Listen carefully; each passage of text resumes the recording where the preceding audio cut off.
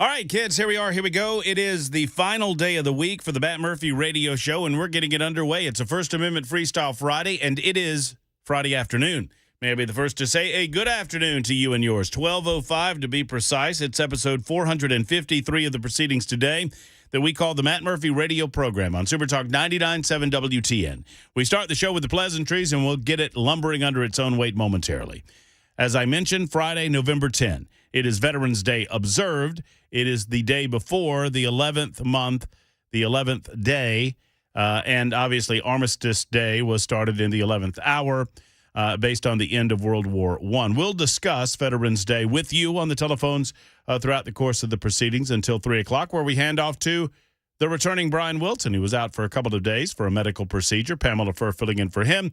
Brian will be back, and it will be good to talk with him right before his show starts at around 2:50, 2:55 or so. Plenty to get to between now and then, however.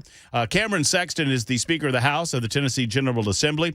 He will join us at 12:35 to follow up on a story that we've been covering for you comprehensively over the course of the week involving the death of Jillian Ludwig, a Belmont University student who died at the hands of a stray bullet fired by an individual, Shaquille Taylor, who should have been, by all accounts, either in jail or in a mental health facility. He was in neither. Matter of fact, the authorities saw fit to let him out, drop the charges, and not worry about it, one presumes, moving forward. Sad, but true. We will discuss with Cameron Sexton about what, if anything, the House of Representatives can do. Is there a loophole? Is there a gap between the ability to stand a trial and be competent enough to stand trial versus the ability for individuals to involuntarily incarcerate people when they don't have an awareness of the difference between right and wrong? That's what we're discussing right now. Now, I don't know if that applies to Shaquille Taylor or not. Apparently, several doctors in good standing with the state of Tennessee determined that he was unable to stand trial as a result of his mental health issues. If that's the case, one would presume that he would immediately go into a psych ward or a mental health facility. Well, neither happened. We'll discuss with Cameron Sexton today at 12:35 in about 30 minutes or so. Coming up at 1:05 this afternoon, Jay StClair will join us in his normal spot. It is Friday, y'all, and we'll talk with Jay about all legal matters. Get your legal questions in on the super text line, 615-737-9986. You bring those in at any point between now and then. I'll silo them, and then I will ask Jay them when he's on the air with us. And at 2:05 this afternoon, it's a Friday Mac Attack. Have we decided what we're doing for Friday Mac Attack? We were running around like chickens with our heads cut off, trying to figure out what we're going to draft today. He seemed agreeable to vacation destinations. Is that what we're going to do? Seemed like that. I don't know. It's not my segment. Well, it's not my segment either, and it's up to Mac Morey. He has to make the ultimate decision, but he'll be back in an hour or so, and we'll ask him directly. So the choices were 80s movies. No, 80s hair bands, patriotic movies, or movies. Vacation destinations. Should we do patriotic movies? But see, I don't know. I think it's too limited. I agree. I mean, unless there are many movies that I would include in the category that I don't want to create debate about it. Like if I say that Platoon is a patriotic movie, is that right or not? I mean, it's a movie about war. I don't know that it's necessarily patriotic. You know what I mean? Matter of taste, matter of fact. Matter of taste, matter of fact. Yeah, I know. So we'll figure out what we're doing for Friday Mac Attack, and we'll do our big draft. That is at 2:05 this afternoon. You on the phones and you on the super text lines from now until then, 615-737-9986, 615-737-WWTN. Yesterday, we discussed my getting paddled by Ms. Boyd. Now, Ms. Boyd was not the only one to light me up in school, but she was the best. I got a lick or two from Coach Powell. I got a lick or two from Coach Wiley. And Ms. Boyd. I guess that was it. Just the three. For a minute after I mooned the class in the 7th grade, and for a minute they were going to paddle my behind as a result of that, but they decided to suspend me instead. Have I ever told you this story? No, but I like it already. So Ms. Bradshaw had to leave the class for a moment.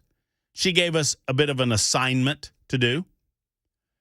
And we're doing our assignment. And I was known as somewhat of the class clown. I know. Hard to believe. And Clint Waller and Steve Cheeley bet me that I wouldn't run up to the front of the class at the blackboard and moon the class. And so I did. And I ran back and sat down. Ms. Bradshaw comes back, and of course, the entire class, the tone and mood of the classroom has changed. And there's a lot of tittering and whatnot. And Ms. Bradshaw wants to know what's going on. And nobody will tell her. And finally, Kendall Adams. Little rat fink. Kendall Adams. You'll love this, Belle. Kendall Adams, ginger. Oh, well, that makes sense. Makes sense, doesn't it? So Kendall and I have long since put this to bed, but at the time, I was genuinely ticked off. She told on me. Now, she claims to this second, I could get her on. I'm Facebook friends with her. I could get Kendall on the air right now, and she would claim that she didn't think Ms. Bradshaw would do anything to me because I, quote unquote, did not get caught. But Ms. Bradshaw eventually figured out what I had done. Kendall told her what I had done, and she sent me to the principal's office. It takes a ginger to lie that effectively. I mean, she knew you were going to get in trouble. I mean, I didn't speak to Kendall for like a year and a half. I was so mad. Everybody was mad at her for telling on me. The entire class. Anyway, I go to the principal's office, and they thought of giving me licks, but then they decided to suspend me. To which I thought I was going to be killed by my grandfather, like killed by my grandfather. I would love to have seen your anxiety level on the way home. So, you know what happened? They called they took me to the principal's office. They said, we're going to figure out what we're going to do. You need to go back to class. Then at the end of school, like during the final period of school, they called me again on the intercom, told me to go to the office. I went to the office, and I went to a conference room. I sat in the assistant principal's office for a while. School rang out. I went to a conference room, and all of my teachers were there, and my grandmother was there. And it was horrible because nothing punished me more than the look of disappointment on my grandmother's face. She was mortified. What did your grandfather say? So my grandfather wasn't there. He was at work, right? But when he found out. So they talked to my grandmother. They explained to her that they're going to suspend me for 3 days, yada, yada, yada. And she says, okay, we drive home. I go to my room, because I'm living with my grandparents at the time. I go to my room, and I think, well, he gets home, and I'm going to be destroyed. It's like that scene out of A Christmas Story where Ralphie's crying because he cussed, and he thinks the old man's going to destroy him. Same deal. So my grandfather gets home. It's about 4 or 5 o'clock. And he walks into my room, and he said, I'll tell you exactly what he said. He said, I heard you showed your ass today. Yes, sir. And I said, yes, sir. He says, do you know what's going to happen if you ever do that again? And I said, yes, sir. And he said, get your camouflage. We're going hunting. And he left. That was it. That was it. What would he have done if it had happened again? Killed me. That was his way of saying, I'm not going to spank you or I'm not going to physically discipline you, but if it ever happens again, I will. Later on, when I was in my 20s, we had a discussion about this. And later on, when I was a grown man, he told me that he thought it was the funniest thing he had ever heard. That I had. So he knew he had to be the disciplinarian about it, but he didn't really want to do anything because he thought it was great. Right. He thought it was funny. He thought that they were overreacting at school. He thought it was ridiculous that he thought all of this was just absurd and that it was just a kid playing a prank. But he's not going to say that. He's not going to go because he's a good father and he's a good disciplinarian, and he's not going to go against what the other people at school, the authority figures, say. So anyway, I learned my lesson. Anyway, so we were discussing getting spanked or paddled at school. Well, little did I know that this story was popping its head up yesterday afternoon as we were talking about getting paddled, because I mentioned there was a time when you were paddled for the least of offenses. Chewing gum in school, being tardy too many times, whatever. Hey, watch out. You're going to get a lick. You're going to get 2 licks. You're going to get 3 licks. Well, according to the Tennessee Bureau of Investigation, a Jackson County school administrator and a teacher have been arrested for their respective roles in allegedly paddling a student. Now, I'm going to relate the story as written by the Tennessee Star, our good friends over there at the Star, Michael Patrick Leahy and his group. But I will say from the front end, I don't know the details of this story outside of the Tennessee Star. And Sandra, you're exactly right. Sandra says, I knew it. I suspected your grandfather thought it was. He did. But he wouldn't tell me that then. And it really was the build. I mean, I'm sorry, I'm scrolling myself. It really was the build up to the moment that he came home that was awful. My grandmother's look and the look of hurt and disappointment on her face that she was embarrassed to have to come to the school and deal with this in the 7th grade. And then secondarily, the anticipation of thinking that I was going to get destroyed by my grandfather, not knowing what would happen. And little did I know that he thought it was hilarious on the other end and thought that everybody.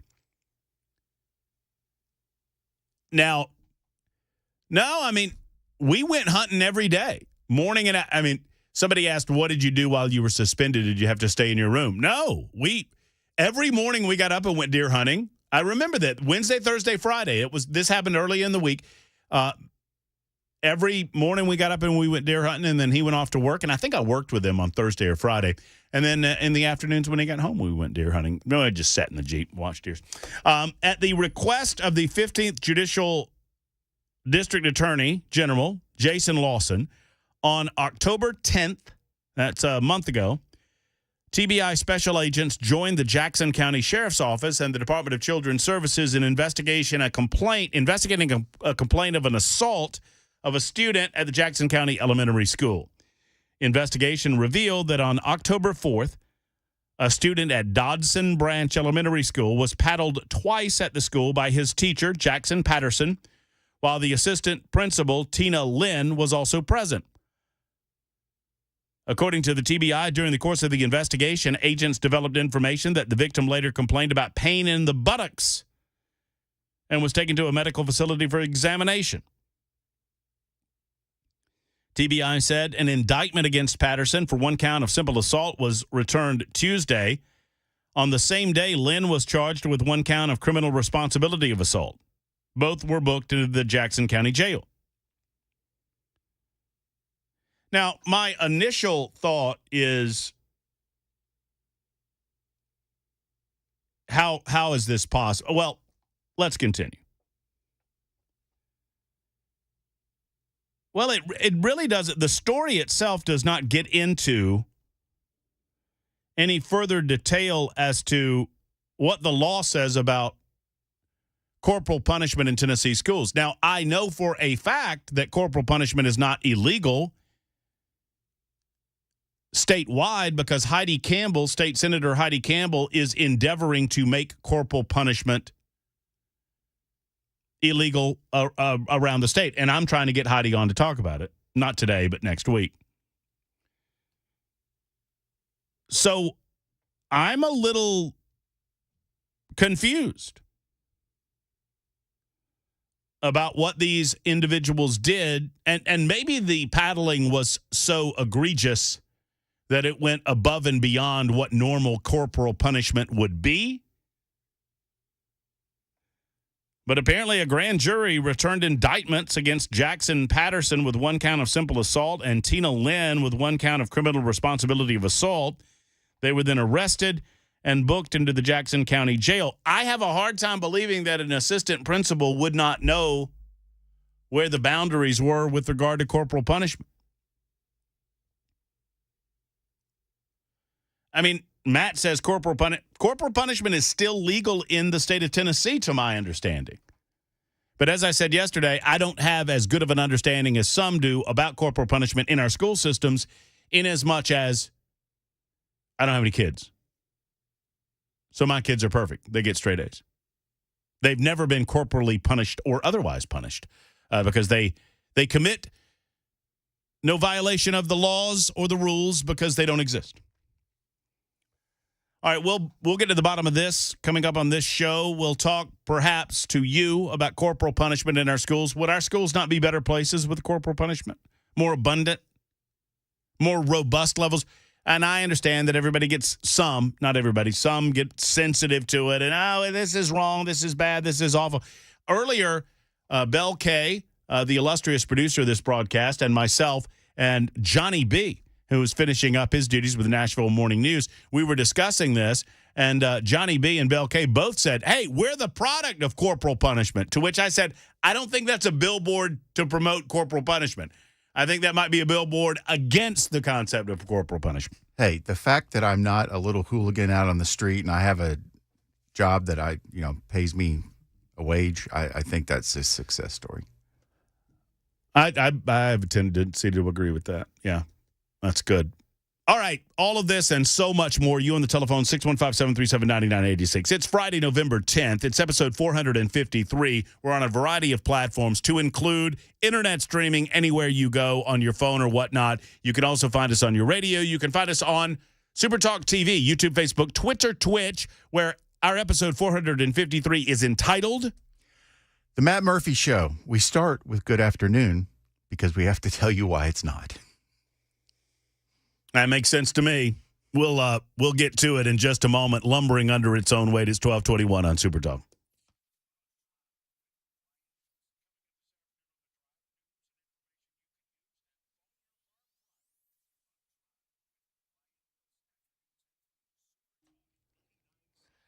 Hey, Kraft Body Scan wants you to know that November is Lung Cancer Awareness Month. They also want to remind you that lung cancer is still a serious issue, despite the fact that smoking has gone down over the last several decades in the United States. Lung cancer is still the number one cause of cancer death in the country, causing more deaths than breast, prostate, and colon cancers combined. It's why it's so important that you get a CT scan. As a matter of fact, the American College of Surgeons is calling for adults to take advantage of life-saving cancer screenings for early detection. That's what the CT scan at Kraft Body Scan is all about. That CT scan normally is valued at about $1,300, but for the month of November and moving forward, they're offering you a scan, a heart and lung scan for you and a spouse for $149. It's an introductory way to introduce you to the process, to help you understand how it works, and to help you understand the importance of getting these scans. The slightest irregularity can be detected through CT scanning, and it only takes 5 or so minutes. I've done this scan. You're fully clothed. You don't have to worry about all of that, getting undressed and getting a gown or whatnot. You don't have to do any of that. And it's read by a board-certified radiologist, and you get a complete result of findings. Get peace of mind today by going to craftbodyscan.com. That's craftbodyscan.com, or call 615-436-1000. 436-1000.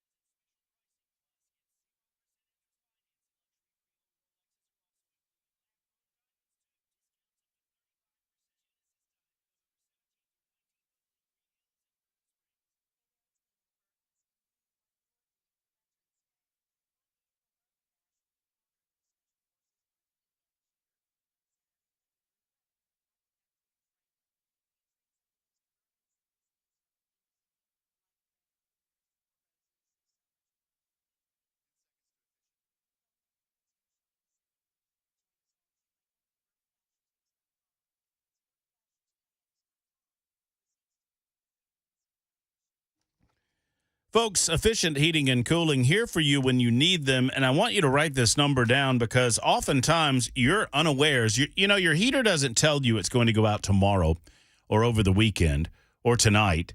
It just does it, which is very rude of your heater. But here's what I know. I know that Efficient Heating and Cooling will come out to your home no matter what time of day it might be. They do not charge you extra. They kind of make up for the rudeness of your heater by saying, you know what?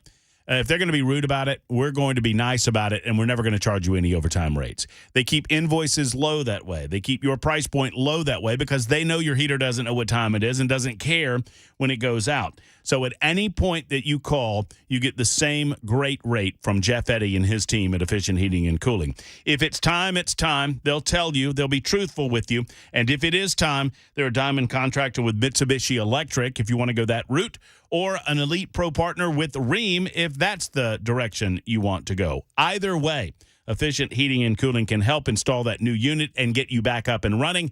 And if they're able to, they will fix what ails your heater and make sure that it runs as long as possible. Jeff Eddy and Efficient Heating and Cooling, they're great at what they do. I trust them in my home, and I know you can trust them in yours. Give them a call at 615-784-4424, 784-4424, or efficienthvac.net.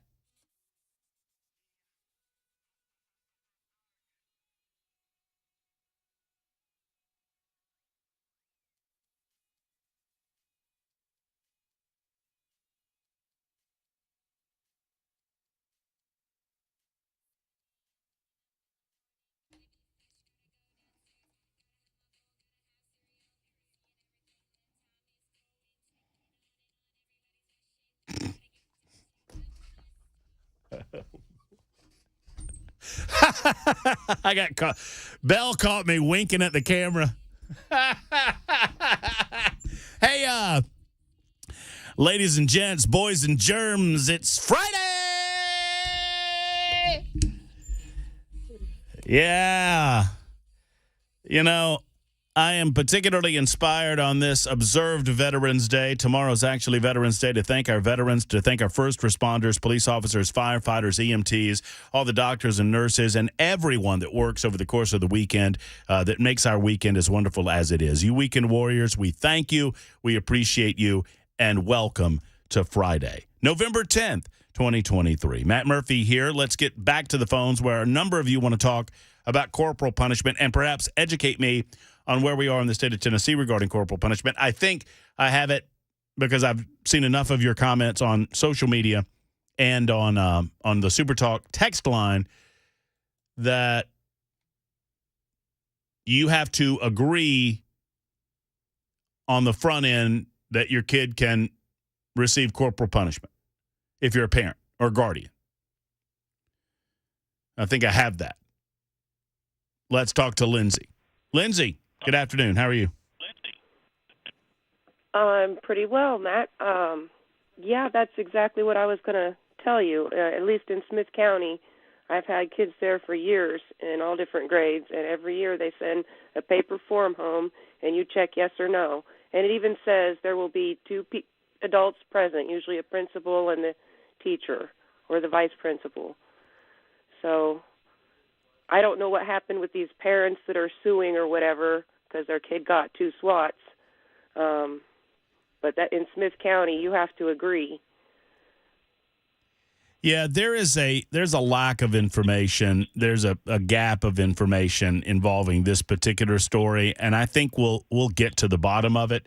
But that's good info, Lindsay. Thank you for making the call, and thank you for joining us today. So Lindsay says, and Lindsay, obviously, I have no doubt that she's correct, that parents or guardians have to agree on the front end to allow corporal punishment during the school year.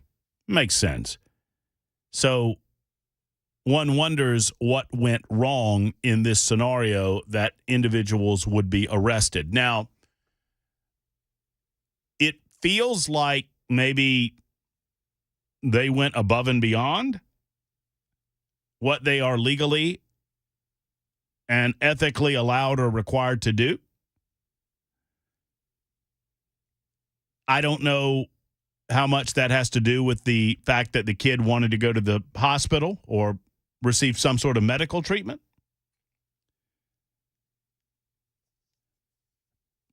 we shall see. Dawn is in Portland next with a thought on this. Hey, Dawn, how are you? I'm good, thank you. How are you? I'm well, thank you. Good. So way back when, I'm dating myself a little bit, back in 77 or 78, I had a teacher that pulled me up to the front of the classroom, and with her pointer stick, she grabbed my hand and raised it in the air, and she proceeded to swat my bottom. I was wearing a dress, and I arched my back, and she realized that she wasn't making contact with me, so she pulled my dress up to swat my bottom. Ooh. And apparently, many years later, I was able to confront my mother and the said teacher, to which Mom gave permission, but neither one of them even know why I got swatted, and I had no idea, aside from maybe I wasn't supposed to be wearing the dress. So with that being said, I am against corporal punishment because even though there's two people there, it's still up to the one holding the paddle as to how hard, where it's placed. It's all one's judgment. And especially if it's the teacher that's mad at the student that's doing the swatting, it could have been a little bit harder than it was supposed to be. And the one standing there isn't going to know that. He's just going to say, yeah, he hit him twice and it was where it was supposed to be. Are you just, I guess, you're just against corporal punishment? Well, when my children were going through school here in Tennessee, I did not give permission for my children to be swatted for the same exact reasons because of what I went through. So I am against the corporal punishment just because it leads to things like this, where why did the kid have to go to the emergency room? Why? Well, no, it's a great question, and we'll try to figure the nature of the question. I mean, we'll figure that out at some point. The details will come out. No, Dawn, I appreciate your perspective on it. I recognize that you had a negative circumstance, and that's going to lead you to have a negative view on corporal punishment more broadly. I get it. 1233 Super Talk 99.7 WTN. When we come back, House of Representatives Speaker of the House Cameron Sexton joins us to discuss this horrific case involving a Belmont student by the name of Jillian Ludwig, and what, if anything, the House and the Senate need to do in the next General Assembly session to try to bridge the gap between not being able to stand trial in certain circumstances and not being able to involuntarily incarcerate someone in other circumstances. We'll do that next on Super Talk.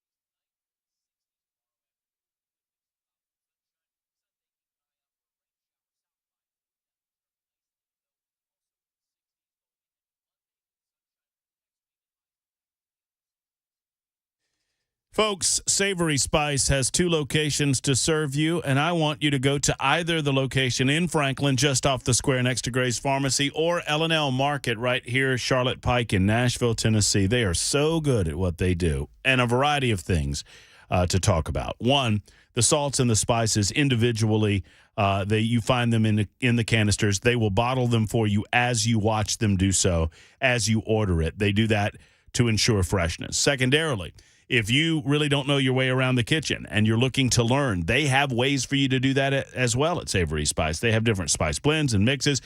They have food preparation down to a science. So they can get you that Sunday pot roast prep. They can get you that taco soup prep that I talk about so much. They can get you any number of soups or stews for the fall season right there at Savory Spice. They've got popcorn sprinkle, for example. They've just got just about anything you can imagine that's going to up your food game.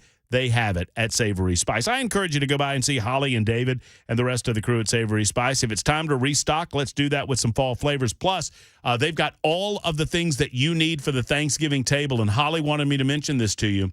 And anything you could possibly need, whether it's sage for the dressing that my grandfather loved so much, or whatever it might be for the holiday table, pumpkin spice and the like, they've got it at Savory Spice. Go by and see them right off the square in Franklin or on L&L Market in Nashville and tell them I sent you to Savory Spice.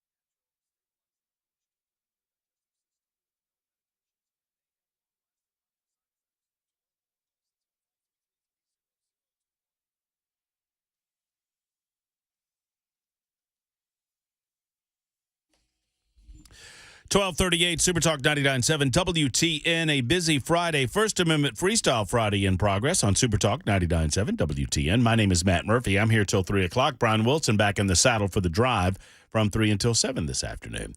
So, obviously, we've been covering this very difficult story involving the passing of a Belmont University student by the name of Jillian Ludwig, who died yesterday morning, after being shot in the head while walking near campus Tuesday. Shaquille Taylor has been accused of that crime. The alleged killer had bonded out and was released from custody in April as a result of a determination by 3 doctors who determined that he was incompetent to stand trial. According to the district attorney in this case, at a competency hearing on April 13th of 2023, 3 court-appointed doctors unanimously testified that Taylor was incompetent to stand trial. State and federal law prohibit prosecution of persons found to be incompetent. Therefore, Judge Angelita Dalton was mandated to dismiss the case, so she let him go.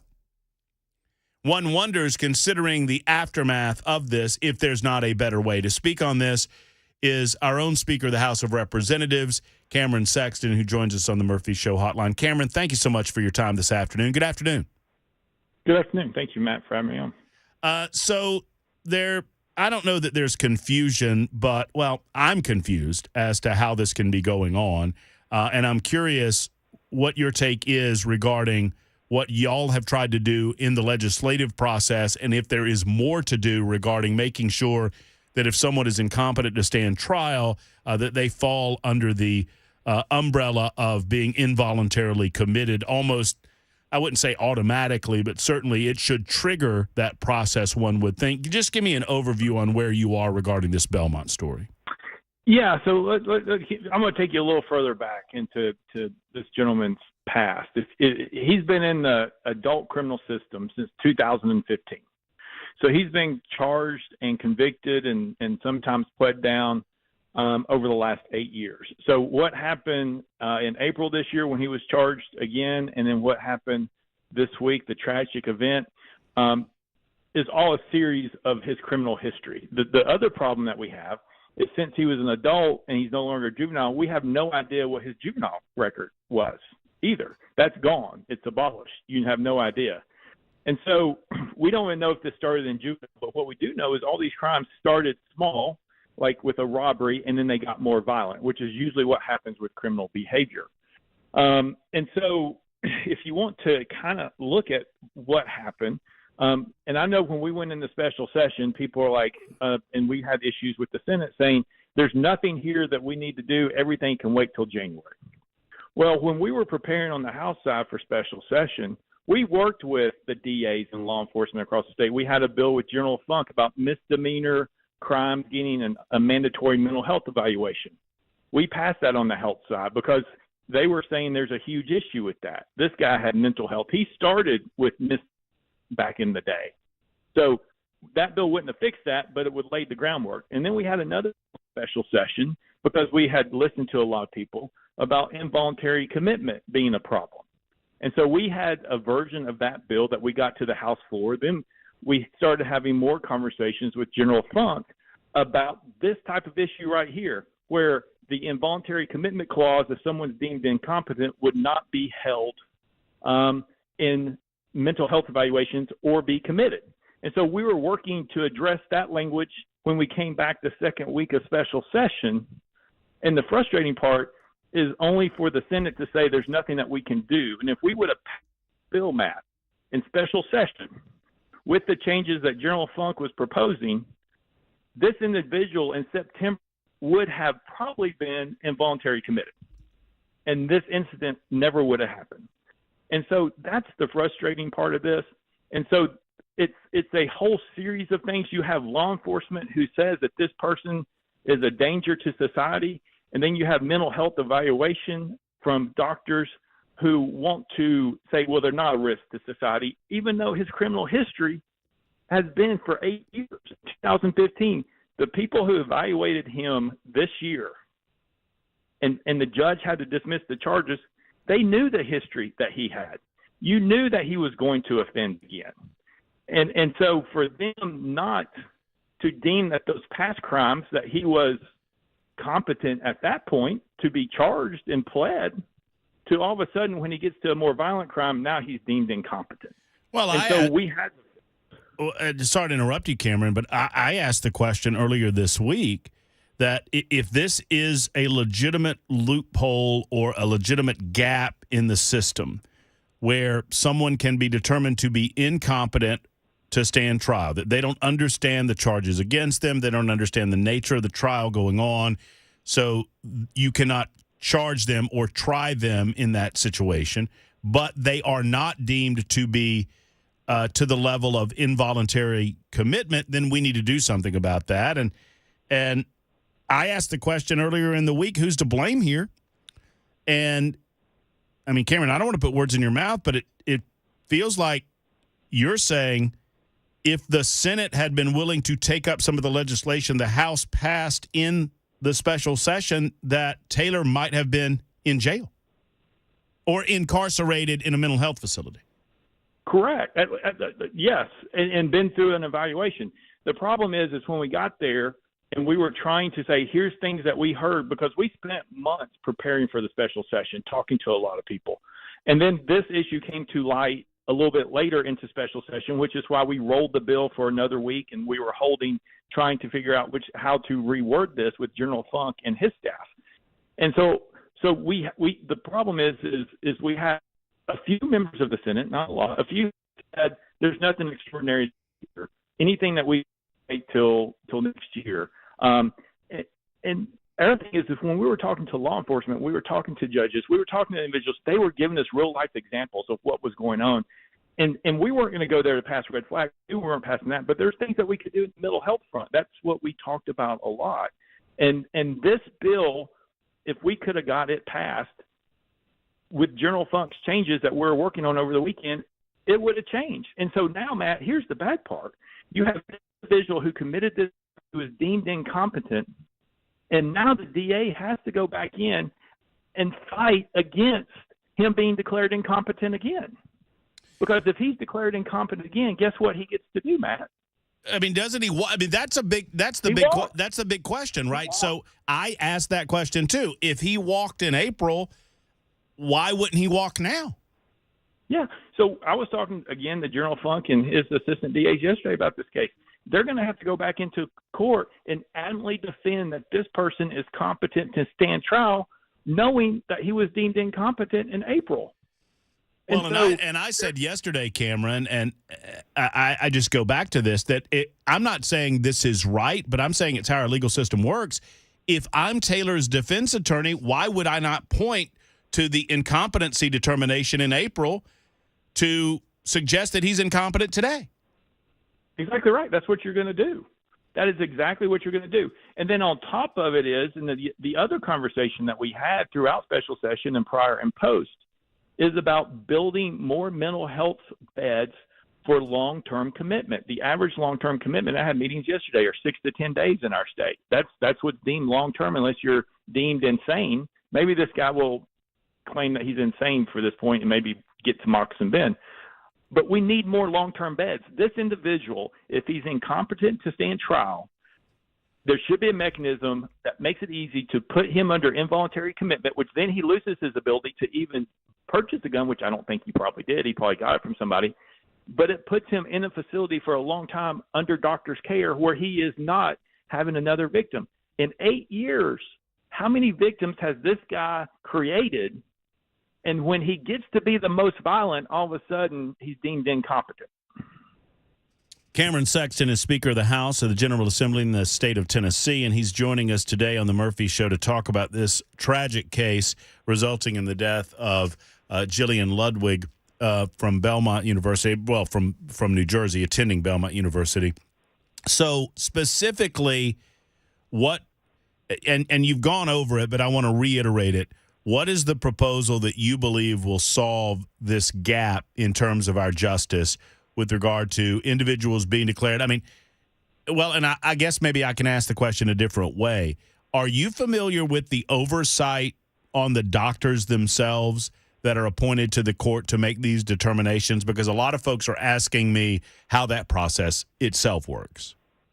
No, we're not aware of that process. I know 2 of the 3 who evaluated were with the state. And it's like, okay, well, you know, what made your determination? You know, how did that work? You know, what has been other cases? But look, if you take it back to the Covenant shooting, she was under doctor's care too, correct?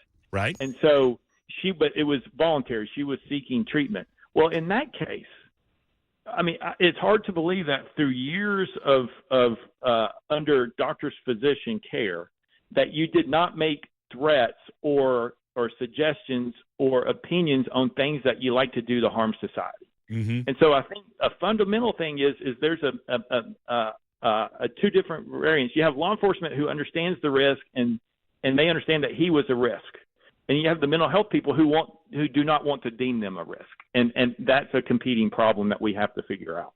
We also have to figure out the involuntary commitment, which we think we have, and changing it from immediate to imminent or another type of threat, which we're trying, instead of being substantial, to use another word. It's a little few tweaks that would give us the capability for these individuals who are deemed incompetent to get them into an involuntary confinement. But they should not be walking out of the jail the next day. In September, as you said, this guy posted bond in September. Well, and and frankly, and it's another subject for maybe a different person, but I'm flabbergasted that he got bond again. Now it's $280,000, but I don't understand how you skip your court date after bonding out for stealing a truck, and then you're still eligible for bond on the on the aggravated assault, now murder charge. It doesn't make a lot of sense to me. Your colleagues, final thought on this, Cameron, your colleagues on the other side of the aisle in the General Assembly are suggesting that this is a gun problem. And the suggestion has been that Shaquille Taylor could legally purchase a gun. And given his criminal history, and I've not seen it, I've not seen his rap sheet, so I don't know exactly what the charges were against him, but I have a hard time believing that he had the ability to legally buy a gun. Are you aware of whether or not that's true? Look, he would have to go in and check the boxes and do everything he was supposed to. He had been charged criminally since 2015. He was currently under investigation. In September, he had committed more crimes that were felonies. The likelihood of him walking into a store and filling out the form correctly and purchasing a gun is remote. What we do know is what we found out during special session is you can go fill out the form, but you can lie on it. There's no consequence until they come and check you to see if you filled it out right or not, unless the background check doesn't work. That's why it was important that we got to a unified court system so that the background checks are instantaneous, which they aren't, which we couldn't get past because we couldn't get the other side of the chamber to want to do that. And so the Democrats are going to make this about the gun. I don't think that this individual went and purchased a gun for this. He got the gun from somebody else. He did something for somebody else who was shooting at another car, and that's what he did. They want to make it about the gun. This is about the individual. We passed truth in sentencing 2 years ago. If truth in sentencing would have been in place in 2015 when he pled guilty to some of this stuff, he would still be in jail, Matt. And so you have soft on crime groups with soft Democrats who want to protect the criminal and not the victim. We're starting to try to change that. But this is what happens when you listen to people about being more protective of a criminal than a victim. We're going to continue to work with DAs and judges and law enforcement to fix this because this should have never happened. The female that passed away should be alive today. I hear the frustration in your voice, and I just want to circle back to it because I'm not trying to pit you as Speaker of the House necessarily against the Senate, but I just want to make sure that I heard you correctly, that you feel like if the Senate had brought the same attitude with them to the special session, that you could have gotten some laws passed during the special session that would have prevented this individual from being able to get out of jail.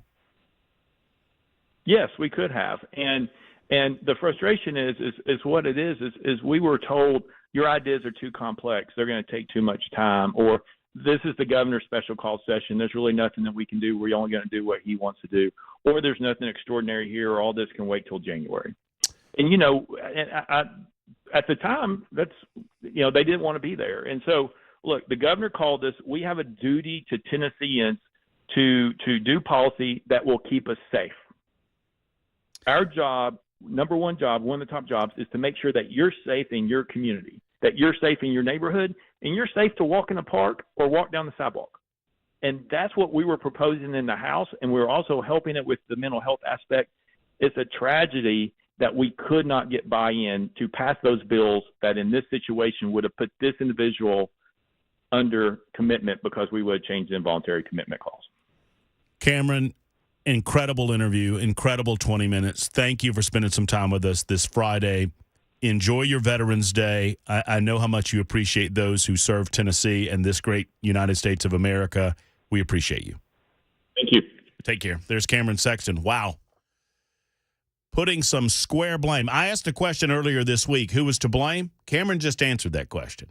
And he says it's the Tennessee Senate. Your reaction coming up in a moment.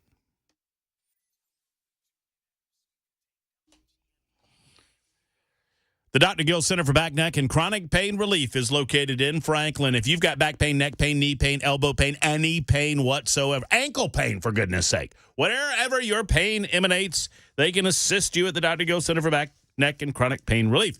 Dr. Wendy is my go-to.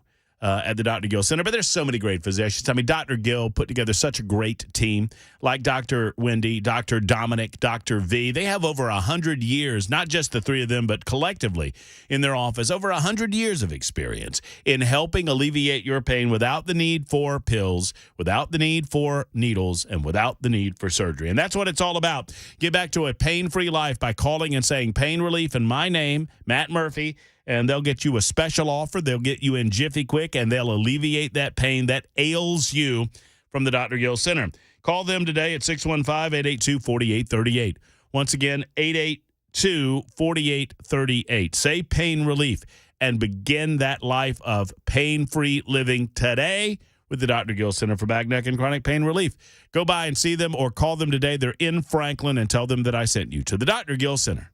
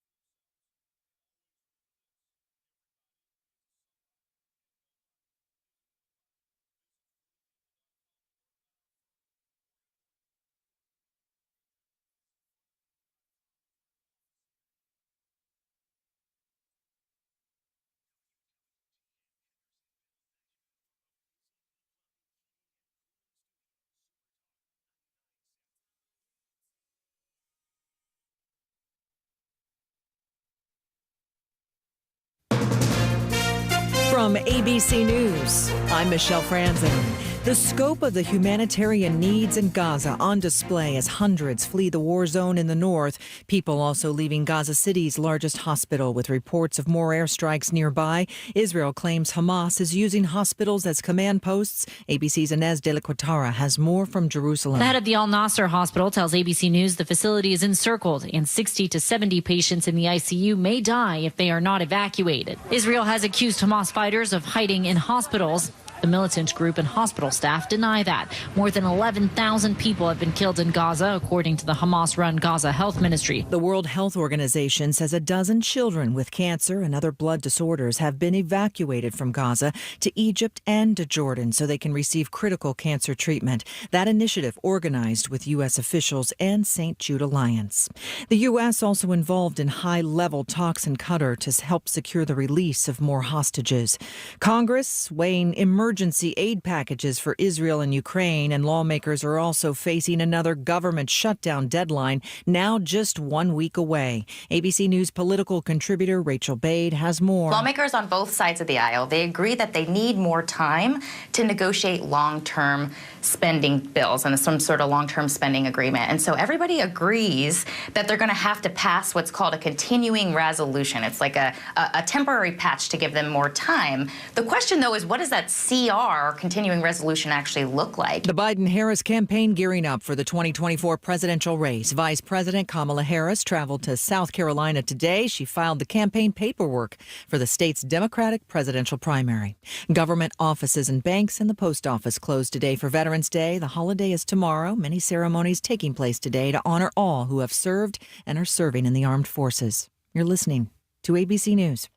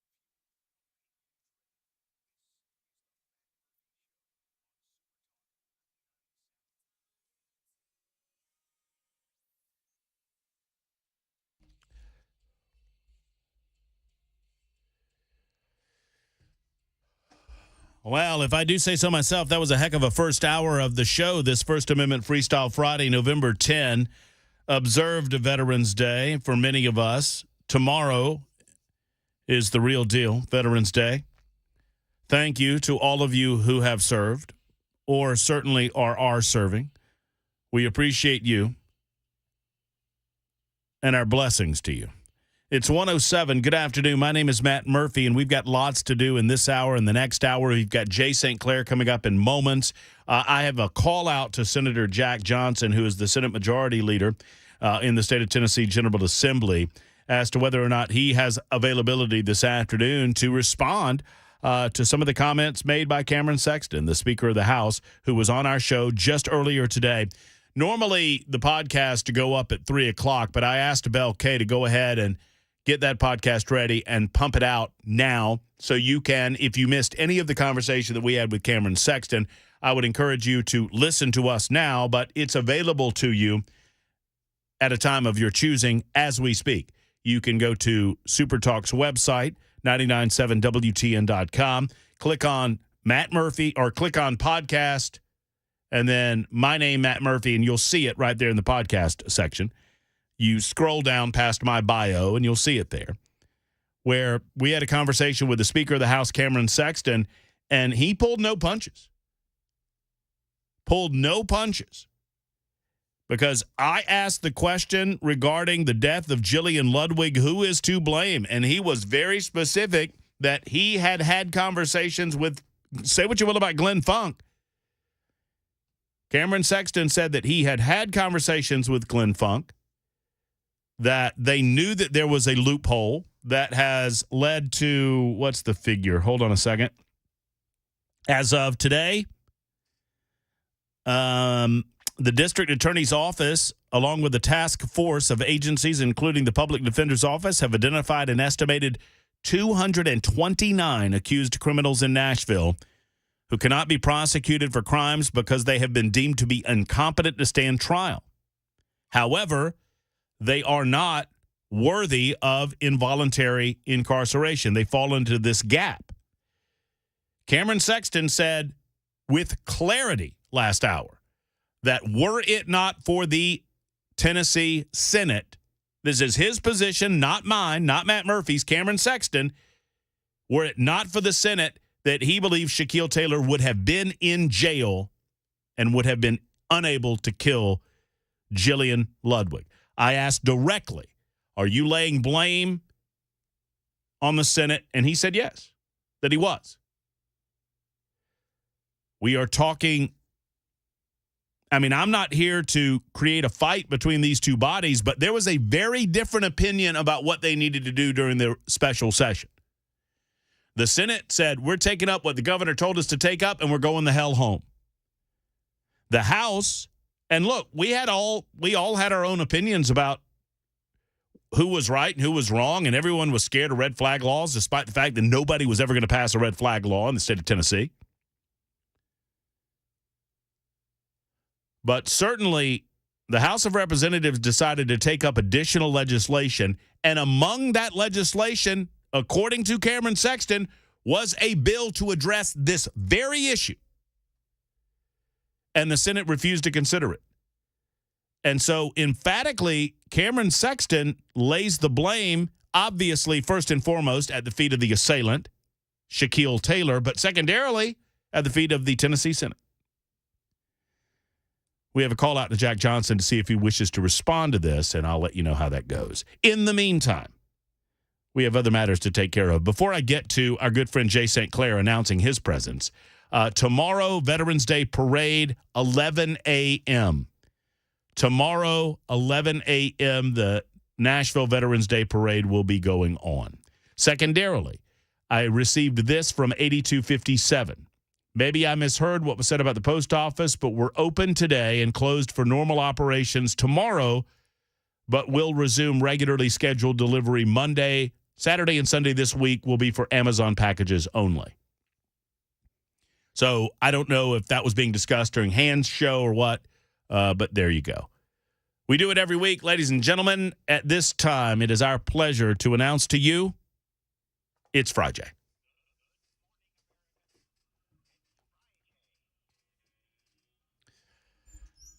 a weekly visit with our good friend, our legal correspondent, and my life consultant. His name is Jay StClair. We also call him Mr. 138. And if you want to know why, you'll have to tweet at him or exit him, and he'll let you know why we call him Mr. 138. And he joins us on the program this afternoon. Hey, Jay. Hey, buddy. I have something to tell you. No, I can't tell you on the air. I promised I wouldn't say it on the air. I've got something to tell you about someone that you would know in country music asked about you. Oh, really? Uh-huh. Although he doesn't know your name. He just wanted to know who was that lawyer that was on the radio every Friday. I promised I wouldn't say who it was, but I thought that it would excite you to know this, and I almost slipped up just a moment ago. But I'll have to tell you about that off the air. How are you? I have a question. Man, if I was any better, I would be Mrs. Beast. Well, she's doing well, buddy. She's running the roost. You'd run the roost if you were Mrs. Beasley. Bell K has a question, Jay. Does 138 have something to do with racing? Yes, sir. Okay. I thought it might, but I didn't. I wasn't sure. Bell, you have the wisdom of Solomon. Well, let's just go ahead and throw this out there. So about 5 years ago, Jay got back into racing after many years of a layoff. He raced oval tracks, and he wanted to get back into it and decided to go do some track day. I think I'm saying all this right. We wanted to do some track days at Barber Motorsports in Birmingham, Alabama. Yeah, switch over to road racing. Right? Yeah, that's right. And he took his, I want to say this right, his foreign car out on the track. Did I say that right, Jay? Yeah, it could be a Datsun. It's not a Datsun. Bell doesn't know what a Datsun is. It's not a Datsun. It's not a Nissan.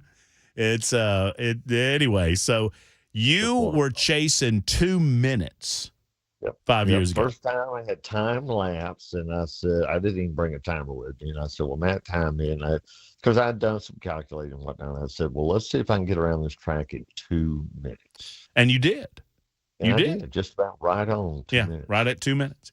And that's 5 years ago. And in 5 years, you have changed cars. Yeah. You have talked to me about brakes and calipers and tires.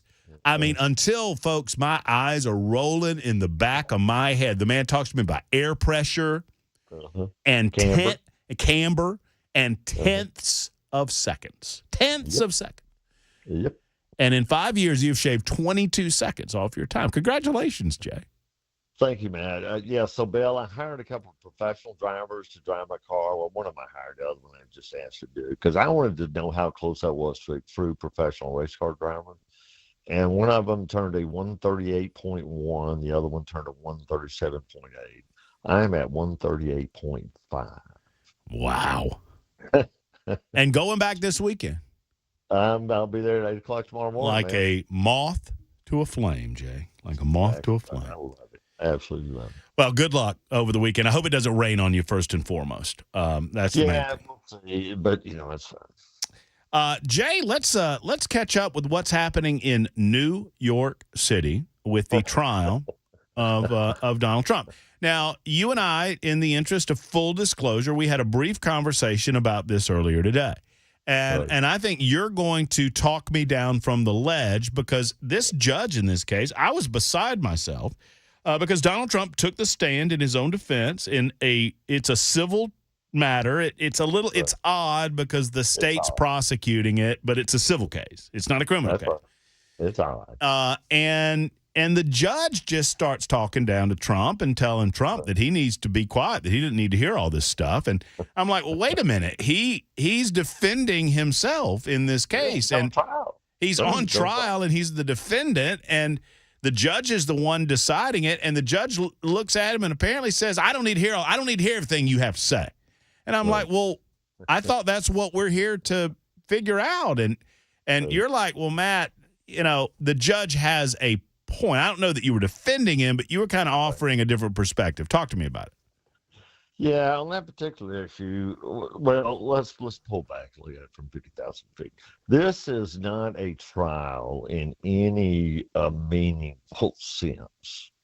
for either from the prosecution or from the judge or frankly from Trump. But I mean, he's kind of forced to do what he's doing. This is not a trial.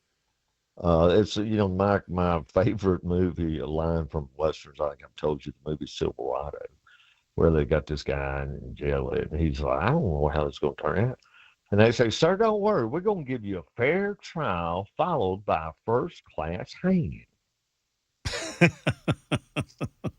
It's sort of suggesting that the outcome is predetermined. The outcome is absolutely predetermined here. Well, it's already been determined because in pretrial motions, the judge already ruled that the Trump organization committed fraud by overstating its net worth. That decision's already been made, man. And now the only question is, what kind of fine do they have to pay? That's all that's being decided now. The case has already been decided. So Trump knows that. And so he's not there to win the case. That's not going to happen. He's there to win the presidency. Well spoken. He's there to win is the presidency. And so, of course, he used his time on the witness stand to campaign. Well, the judge, I don't think the judge is going to vote for Donald Trump.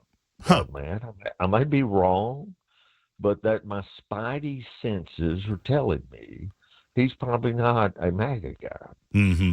And I think Trump knows that. And so Trump's up there scoring points with voters, and it's just eating the judge up. And he said, shut up. Quit that.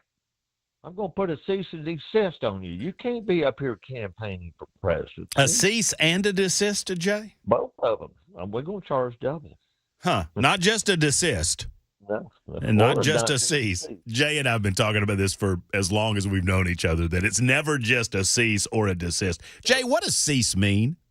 Well, cease means to quit. Stop doing something. Uh-huh. What does desist mean?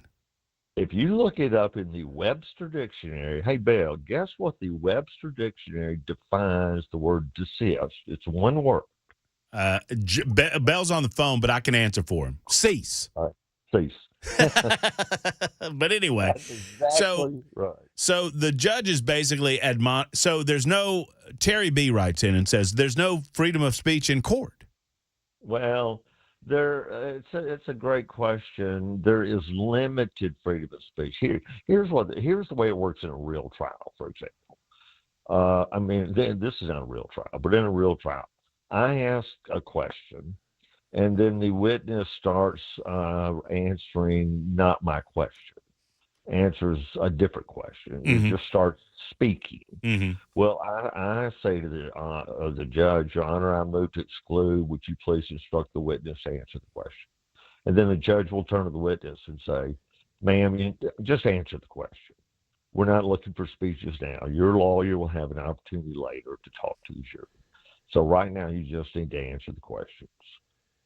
So in that sense, yes, if somebody is in the middle of a trial and they're being cross-examined and they say, well, isn't it true that on this date you signed this document that said your net worth was worth $3.5 billion?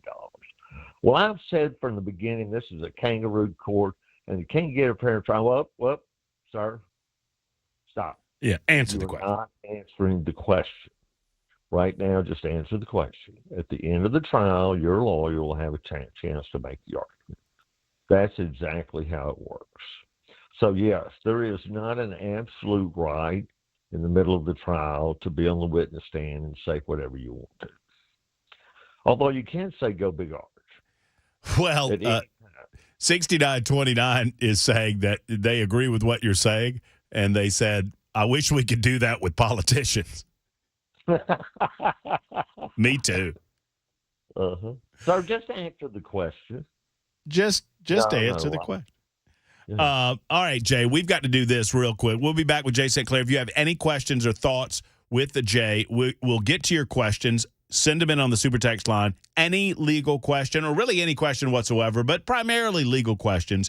Jay is our legal expert correspondent, and his advice is worth everything that you pay for it on Super Talk 99.7 WTN. We'll be back and do that in just a moment. Jack Johnson has responded to me, the Senate Majority Leader, says that he is in a meeting for about another hour, but I'm holding out hope that we can get him at around 2:30 right after Friday Mac Attack. So we'll keep you up to date on that. A very, very stern accusation on the part of the Speaker of the House regarding the other body in the Tennessee General Assembly today. We'll continue to cover that as well. It's 122 on Super Talk.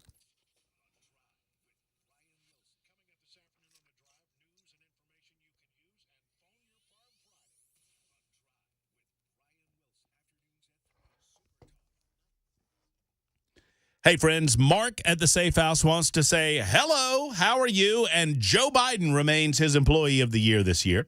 I'm a little disappointed, and I'm hoping for 2024. That's why I beg of you, when you go and buy a safe from Mark at the Safe House, and why wouldn't you? He's the best in the business. He's got the best selection. He's the friendliest guy around. And yeah, I mean, he's got everything going for him at Nashville Safe House. They've got Browning safes. They've got Fort Knox. They've got Superior. I mean, they've got every safe that you can imagine and every size that you can possibly imagine. They got those biometrics that you can put on your bedside to protect your family while protecting you from the possibility of your children getting into that safe. Biometric, obviously, indicates that you'll be the only one to get in there. They've got it all at Nashville Safe House, and they want to see you.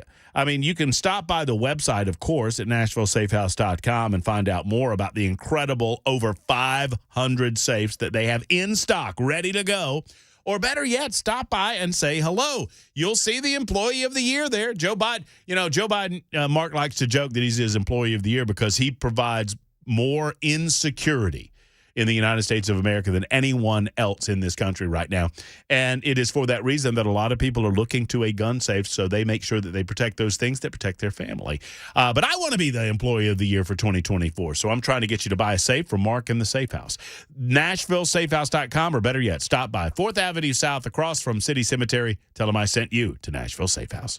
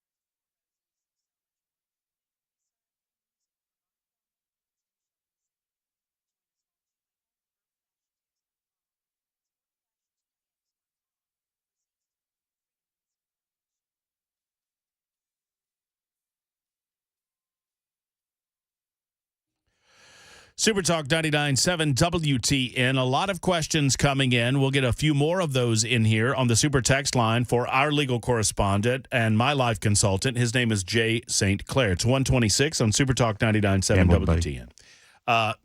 What did you say? Gambling buddy. You mispronounced gambling buddy. The life consultant is what I said. Gambling buddy. He's my life consultant. Gambling buddy. He's also in real estate development with me.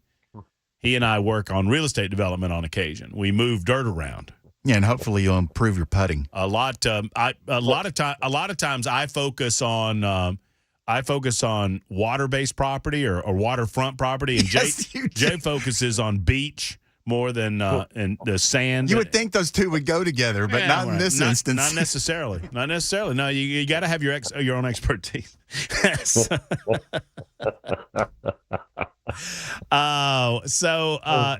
Jay, where are we? Before I get away from it, because I know it's in your wheelhouse as an employment attorney.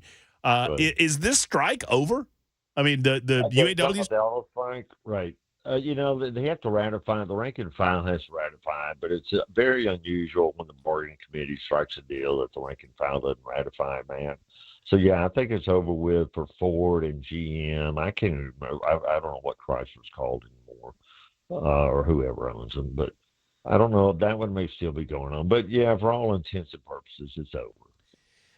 I asked you this question between us, and I think it merits the entire audience listening to the answer because I had not thought about this. It occurs to me that this didn't really get a lot of attention nationwide. Right. I didn't see a lot about it you saw a story or two, but not a lot about it on the nightly news. And I was wondering, are there other news stories that are covering up? Are they kind of covering up for Biden because he's in the White House and that's yet another thing that's going wrong while he's in the White House? But you had an interesting take on it that I hadn't thought of. Yeah, I think the reason it didn't get that much attention, man, is it wasn't an across-the-board, wall-to-wall strike, where they didn't shut down every one of the plants everywhere in the country. It was targeted, selected, so that not as many people were on strike at one time. I don't think the supply chain ever got disrupted. And I think that's why. And no one was really feeling any pain from the strike, right? That's what is it? If it bleeds, it leads. Mm-hmm. Well, nobody was bleeding here, so it wasn't really that newsworthy, right? I mean, there's no shortage of cars or F-150s or anything. So, but there's a lot going on. I saw a strike just settled out in Las Vegas. With some of the big unions out there, the food service people, and all the service workers out there. Here's what's going on, man. The labor market is so tight right now, right? I mean, unemployment's right around 3%, and a lot of people have just left it. There are still businesses that cannot get enough people to staff their companies, and so workers right now have the bargaining power. Mm-hmm. And the ones that are unionized are using it. And so they're really pushing it, and companies are having, you're seeing signs of McDonald's, $15, $20 an hour. I mean, that's Bidenomics. You know me, and you know that I'm not necessarily a union guy, but my instinct is that was a pretty slick maneuver on the part of UAW. To one, do it simultaneously with all the big manufacturers, and two, to not do the broadside, to do the rolling, kind of almost like a rolling blackout, if you will. Yeah, exactly. Now, they had a very good strategy. They outsmarted the companies, no doubt about it. It's totally the company's fault that they allow them to get all three of their contracts to expire at the same time. That's totally on the company. That's just terrible. Would it be, is it permissible we hear this word collusion all the time. If I'm the head of Ford, right? Is it permissible for me to call you if you're the head of GM and say, hey, listen, we don't need to have our contracts expire on the same day or the same month. We need to figure this out. You and I need to get together for call. Is that legal or illegal? I think that's entirely legal. I don't think that's the fixing prices. I don't have any problem for that from a legal standpoint. And they probably don't need to do that, right? Just whoever's got, let's see, I guess the next one's all coming up at the same time. So yeah, they need to coordinate that. Now, what they can't do is say, all right, I tell you what, let's all agree to a 2% wage increase.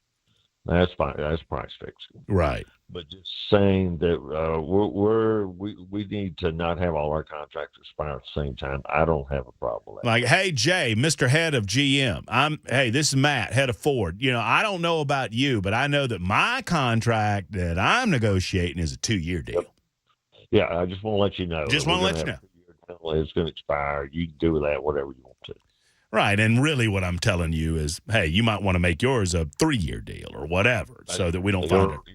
3.5 year or something like that. Right. Yep. Jay will answer your question. The first question that I'm going to ask you, well, I don't know that I should tell you. I think I should make you wait for it.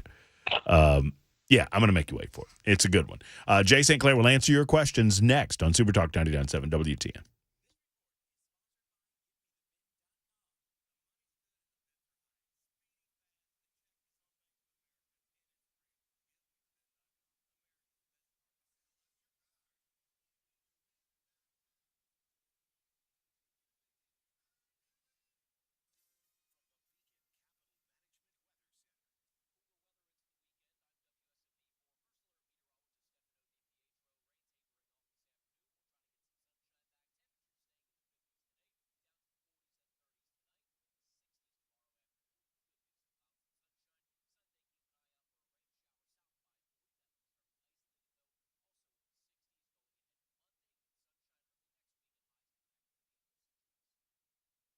Hey, friends, it's Matt Murphy, and I want to tell you about this wonderful organization that I've been talking about this week in advance of Veterans Day. It's the Special Operators Transition Foundation. You may have heard them speaking with Chris Hand on the Chris Hand Show earlier today. If not, you can check that out on the podcast.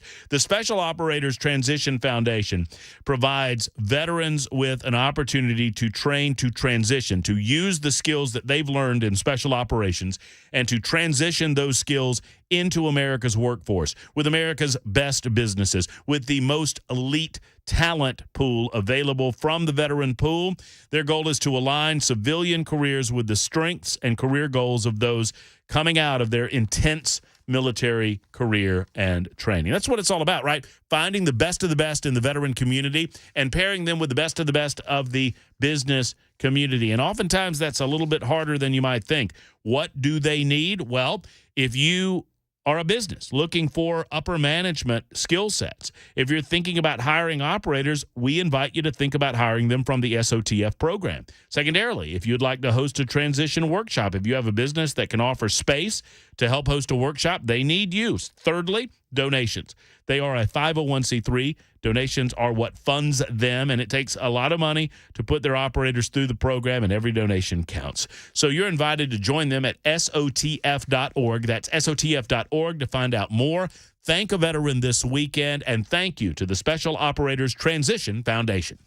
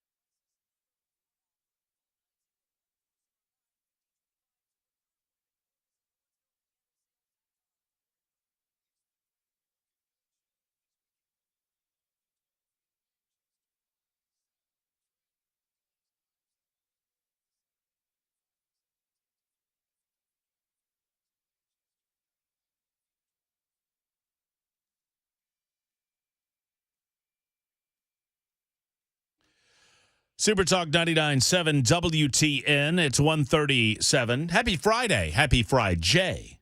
Matt Murphy and you. Bell K's behind the glass. Mac Morey's back behind the second set of glass pane. He's in News Closet, and he will present some news headlines for us coming up in just a couple of minutes. And then, before you know it, it'll be time for Friday Mac Attack. Oh, yeah. Excited about that. So let's do a little bit of a preview before we get back to some questions for Jay StClair. What, on Friday Mac Attack, we now do the Friday Mac Attack draft every week, where the three of us decide to draft on a variety of different subjects. What is today's topic for our draft? Well, today, U.S. Marine Corps' birthday, tomorrow, Veterans Day, so I thought it'd be appropriate if we drafted patriotic or military movies. Ooh. It's going to be fun. It's a long list, a lot of good ones. Man, oh, man. I know my first pick, by the way, and I really hope I get it. I'm gonna be mad if I don't. Oh, yeah? One of my favorite movies of all time. The Patriot. No. Okay. Oh, I should just shut up. Yeah, you should just shut up. I should probably shut now I know what you want. If I go first, I'm taking that just to prove a point. I was getting dadgummit. I could have waited till like third pick for that movie. Now I got to worry about it. Cinnamon Toast Crunch. Cinnamon Toast Crunch. Before we get there, Jay StClair is patiently waiting for some of your questions. If you have any questions for Jay StClair, please get them in at 615-737-9986, 615-737-9986. I'm going to start with a serious question, Jay, before I get to I have a question about Dunlap, Tennessee on this list today. Dunlap. I know a little bit about that. Yeah, I figured you did. Ask Jay if anyone can sue the states that are trying to keep Trump off the ballot. I think this is happening in Colorado. There are a number of other states that are trying to use. I guess they're using the 14th Amendment. I guess it is. Right. Yeah, that's right. The insurrection clause. Right. And first and foremost, do you think that will go anywhere necessarily? And secondly, I mean, does anyone have any standing to go back against the states if it does go somewhere? Well, Trump does. But just any ordinary voter, no, I do not believe that any of the states would rule that they have standing. And I really like that you use that legal term so confidently and correctly. Mm-hmm. I'm really impressed. I listen to you more than you think I do. I know you do. I don't really listen to you at the craps table or on the golf course, but I listen to you when it comes to the law. Well, you got the wisdom of Solomon there. So now the remedy for that is not for private citizens to sue the state. It's really just to let those things play out. They're going to run out of gas. I think one of them was somewhere up in Minnesota or somewhere in the Midwest. The Supreme Court just dismissed it. They did it on procedural grounds. But said, well, Trump hadn't been selected yet, so we're not going to do it for the primary. But I think it is more likely that Nick Saban will be coaching the University of Tennessee next fall than it is that Donald Trump will be disqualified for running for president because of the insurrection clause. That's a bold statement. Pretty confident. That's a bold statement. Although, if Nick loses a couple and anyway. So on a related front, a Trump question from 9313. If this is a civil trial in New York and Trump loses, so we're just talking about a fine and not jail, correct? That's Bill. That's correct. It's absolutely right. All they're doing is that's exactly right, Bill. It's a great question, Bill. Thank you for asking that question, because he will not be convicted. He will just have a judgment entered against him. He will not go to jail involving this kangaroo court case that's going on up in New York right now. Mm-hmm. All they're trying to do is get their hand in his pocket. The government's always trying to do that. What they're really trying to do is embarrass him. And they just want to get a headline, because I guarantee you the headline, when it's coming, and it's coming, he's going to fine for the state. There'll be headlines everywhere that says Trump convicted of fraud. Mm-hmm. And that is exactly wrong. No, he is not going to jail about this. Absolutely not. Let's see. Question coming in. I'm from Dunlap. Curious if Jay is from the town or one of the surrounding mountains.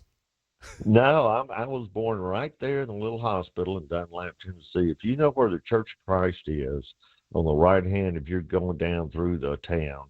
When I was the last time I was there, it was just one red light. I think they've got two now.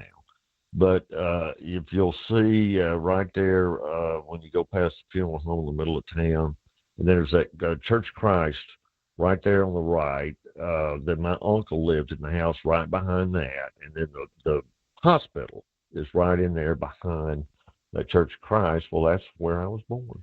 Right there. Beautiful little area of the world, Jay. You know, I've ridden through there on my motorcycle at your recommendation, and it's a gorgeous little place.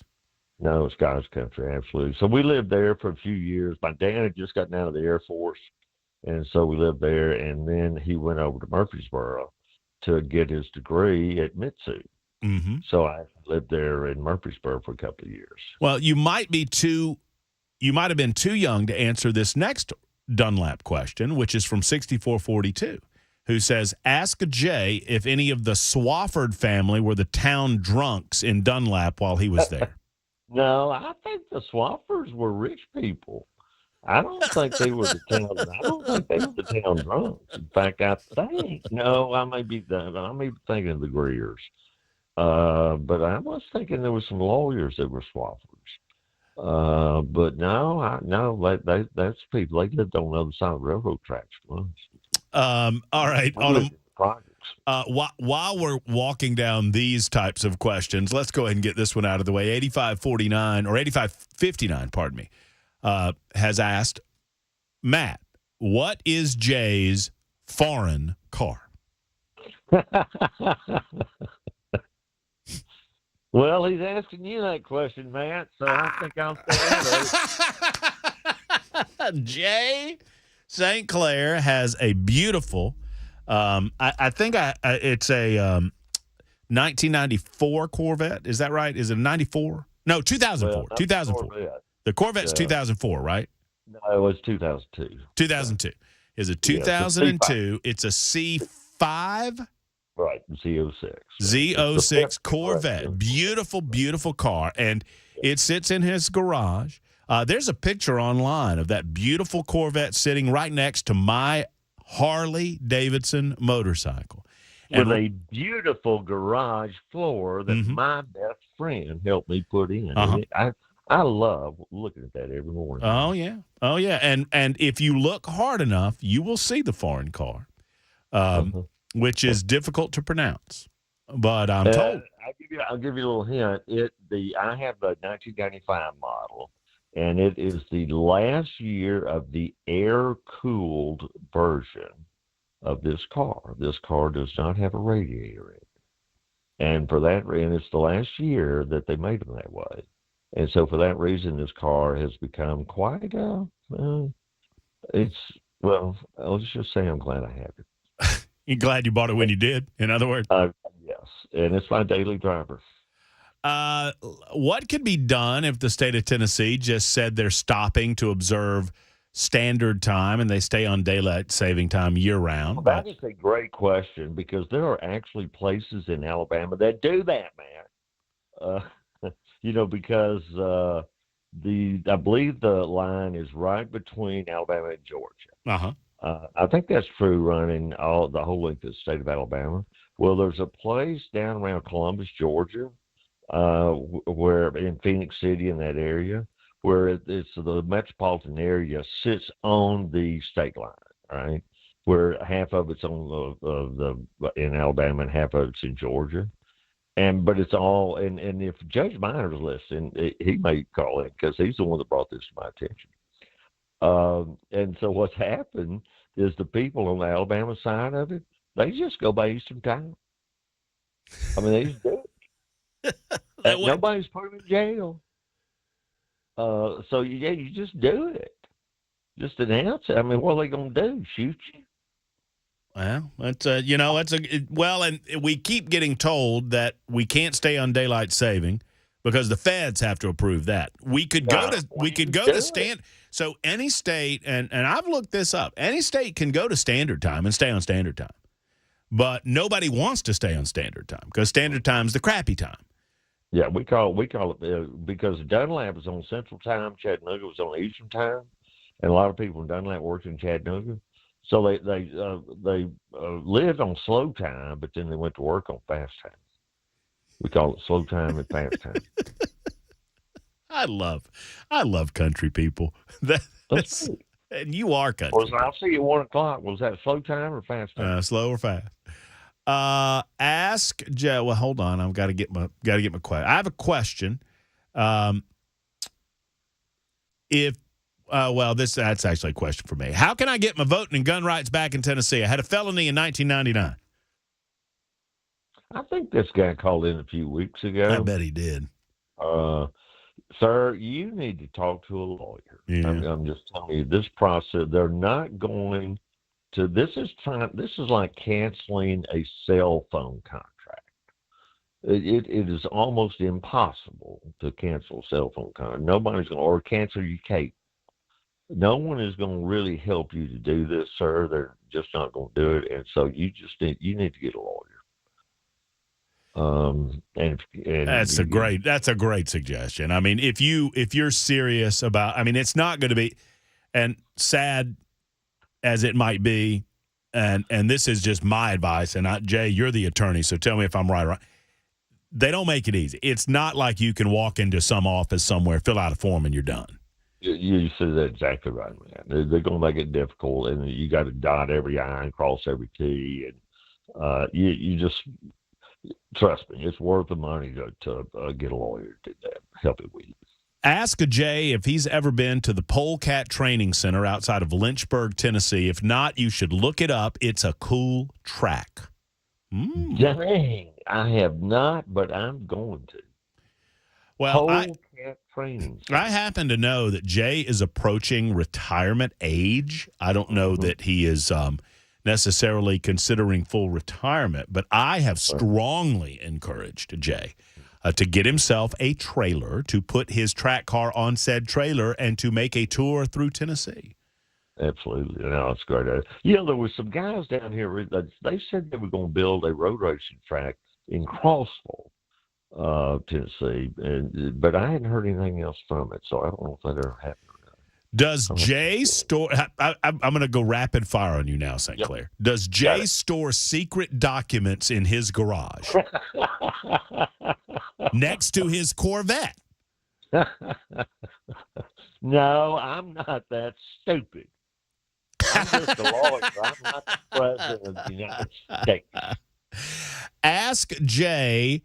Ask Jay if his car gives off a little puff of smoke when he cranks it. Huh.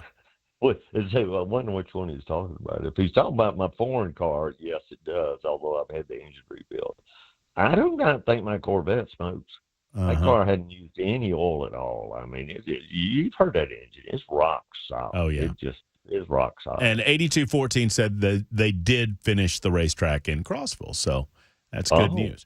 And then finally, Jay, before we go, I'm going to finish with this. I'm not making this question up.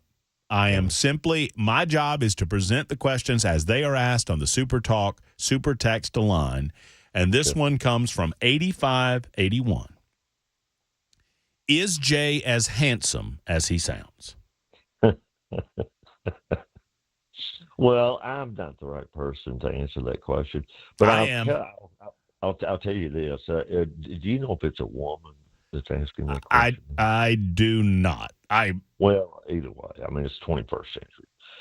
Go to littler.com, littler.com, and then search, or just Google my name. And we pay a lot of money to have the Littler page pop up first. And there you'll see a picture of me that was taken last week. Well, it may have been a little. It was taken a week. I don't know if it was last week, but it was a week. Jay, always a pleasure. It's always one of the favored segments of everybody that listens to the show, and I appreciate you, brother. Love you, brother. Take care. There's Jay StClair joining us for the better part of an hour, 151 on Super Talk 99.7 WTN.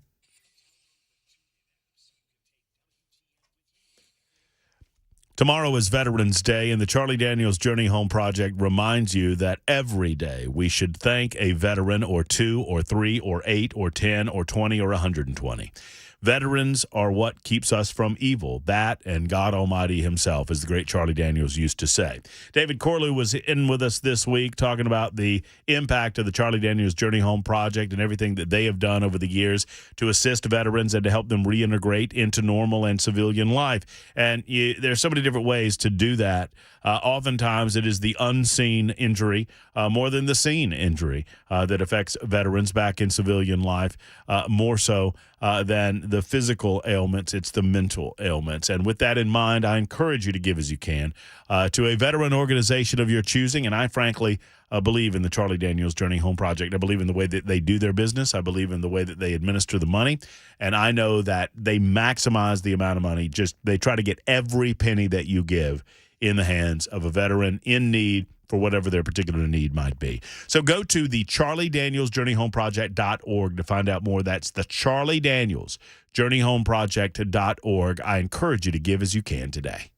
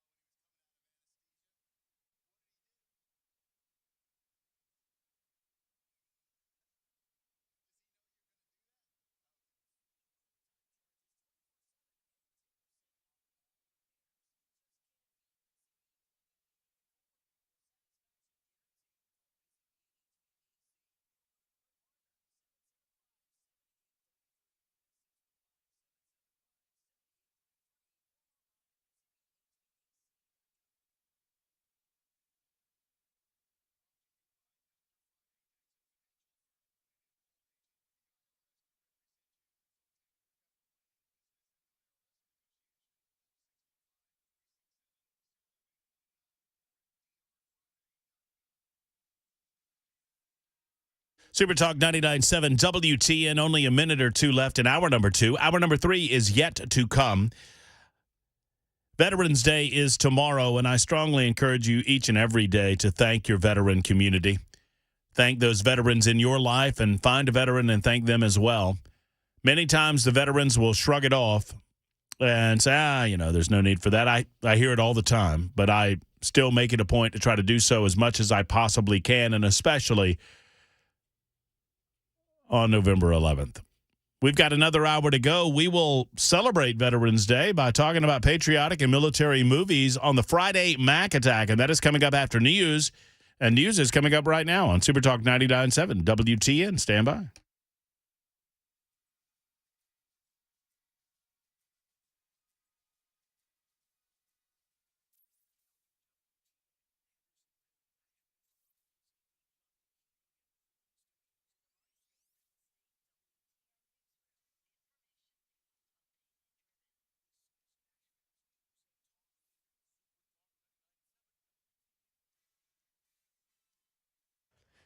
It's 2 o'clock. I'm Mac Morey with your top stories. Right now, 62 degrees in Nashville and expecting a possible rain throughout this weekend, but nothing too harsh. Complete weather forecast just a few minutes away. Speaker of the Tennessee House, Cameron Sexton, joined WTN's The Matt Murphy Show and discussed now dead 18-year-old Belmont student Jillian Ludwig. The man accused of this crime, Shaquille Taylor, had a criminal history and was reported incompetent for trial back in May for an aggravated assault with a deadly weapon charge. Sexton says that if Tennessee Senate would have done their job, Taylor would be in jail. We started having more conversations with General Funk about this type of issue right here, where the involuntary commitment clause, if someone's deemed incompetent, would not be held in mental health evaluations or be committed. And so we were working to address that language when we came back the second week of special session. And the frustrating part is only for the Senate to say there's nothing that we can do. And if we would have passed the bill, Matt, in special session with the changes that General Funk was proposing, this individual in September would have probably been involuntary committed. And this incident never would have happened. And Sexton says that Taylor's criminal history dated back to 2015, and he displayed mental health problems multiple times, as was documented by law enforcement. And New York City hosts the country's largest Veterans Day parade this weekend. 20,000 veterans are expected to march in the 104th annual parade. Among them will be active duty U.S. Navy sailors and Marines from the USS New York, which arrived in the city. N.J. Burke reports from New York. The USS New York, it is what's known as an amphibious assault ship. The ship is made using 7.5 tons of steel salvaged from the ruins of the World Trade Center. The weekend's commemorations culminate with the annual Veterans Day parade. Thousands expected. City officials have been clear there are no specific credible threats against the city at the moment, although security is being ramped up this weekend as a precaution. And that is the latest news. Weather's next. I'm Mac Morey, WTN News.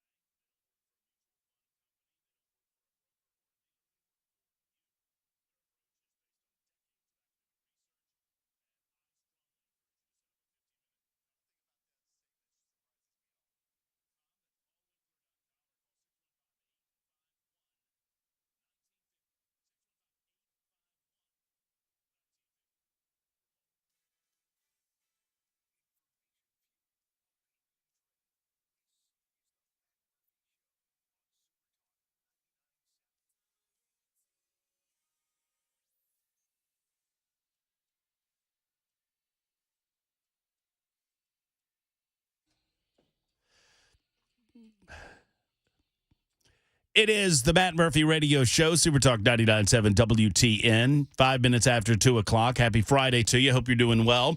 Hope you have weekend plans, and I hope some of those weekend plans involve doing something around a veterans event or maybe the Nashville Veterans Day Parade or a veterans charity. I will be in Franklin at the factory tomorrow night starting at 6 o'clock. Yes, I know my Bulldogs are playing, but you know what? Some things are more important. And I believe that this event is more important. It's the annual Bourbon Bash. Pamela Furr and I were talking about it yesterday, and I encourage you to go get your tickets.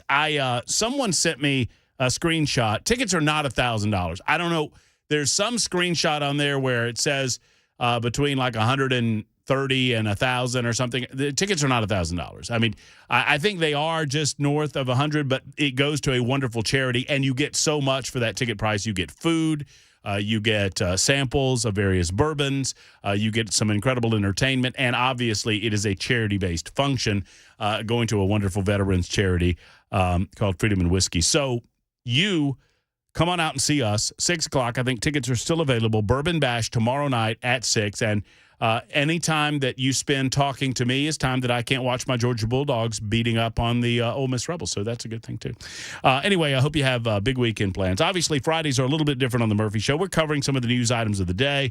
There's not a lot of, fresh news. Joe Manchin yesterday announced that he will not be running for the United States Senate in West Virginia. A lot of speculation on whether or not he's going third party. That remains to be seen. We gave you the update. The big news today really was Cameron Sexton in the 12 o'clock hour. I don't know if you heard this, Maury, before we officially begin Friday Mac Attack. But in your new, hey, Bell. Stop. You don't need to make Don't. Let him be. I was being nice. I know how it is. I feel like we're in that scene and as good as it gets. You make me a better man. I was about to give Bell the business for not having your mic on, and you make me a better man. But before we get into Friday Mac Attack, so from a news perspective, so speaking of the House, Cameron Sexton, yeah, he dropped the bomb on his show. There's no other way to put it. He threw the Senate under the bus and said if the Senate had come in with the same attitude that we had during the special session, this dude would be in jail and Jillian Ludwig would be alive. I mean, that is a bomb. So update on that. We invited Jack Johnson, the Senate Majority Leader, on the show. Jack has indicated that he is in a meeting right now. He will not be able to get to us by 2:30. However, he has agreed to see if he can. He is doing everything in his power to get here on Monday to respond to some of the comments from Speaker Sexton. And I have invited him. He says he's going to listen to the podcast. He was in a meeting, was unable to hear the comments by the Speaker of the House. And he said, this is a very serious matter. I feel like I should listen to some of the things that he has said. He said, obviously he trusts me, but he wants to listen to what Cameron said with his own ears and then craft a response and maybe even talk. So he will be with us on Monday. That sounds reasonable. And it does sound reasonable. So he said he'll listen to the podcast and he will, get his head around all of this, and then he'll come on with us on Monday, which gives us some ample time to shift from that very serious matter. Is it a serious matter, the Friday Mac Attack? Is it? I don't think it is. Not even remotely. It's a hell of a lot of fun. I know that. Here we go. Oh, yeah. It's a good one. Yes, indeedy. It is Friday Mac Attack time on Super Talk 99.7 WTN. Jason writes in, Mac's first pick, Brokeback Mountain. Whoa!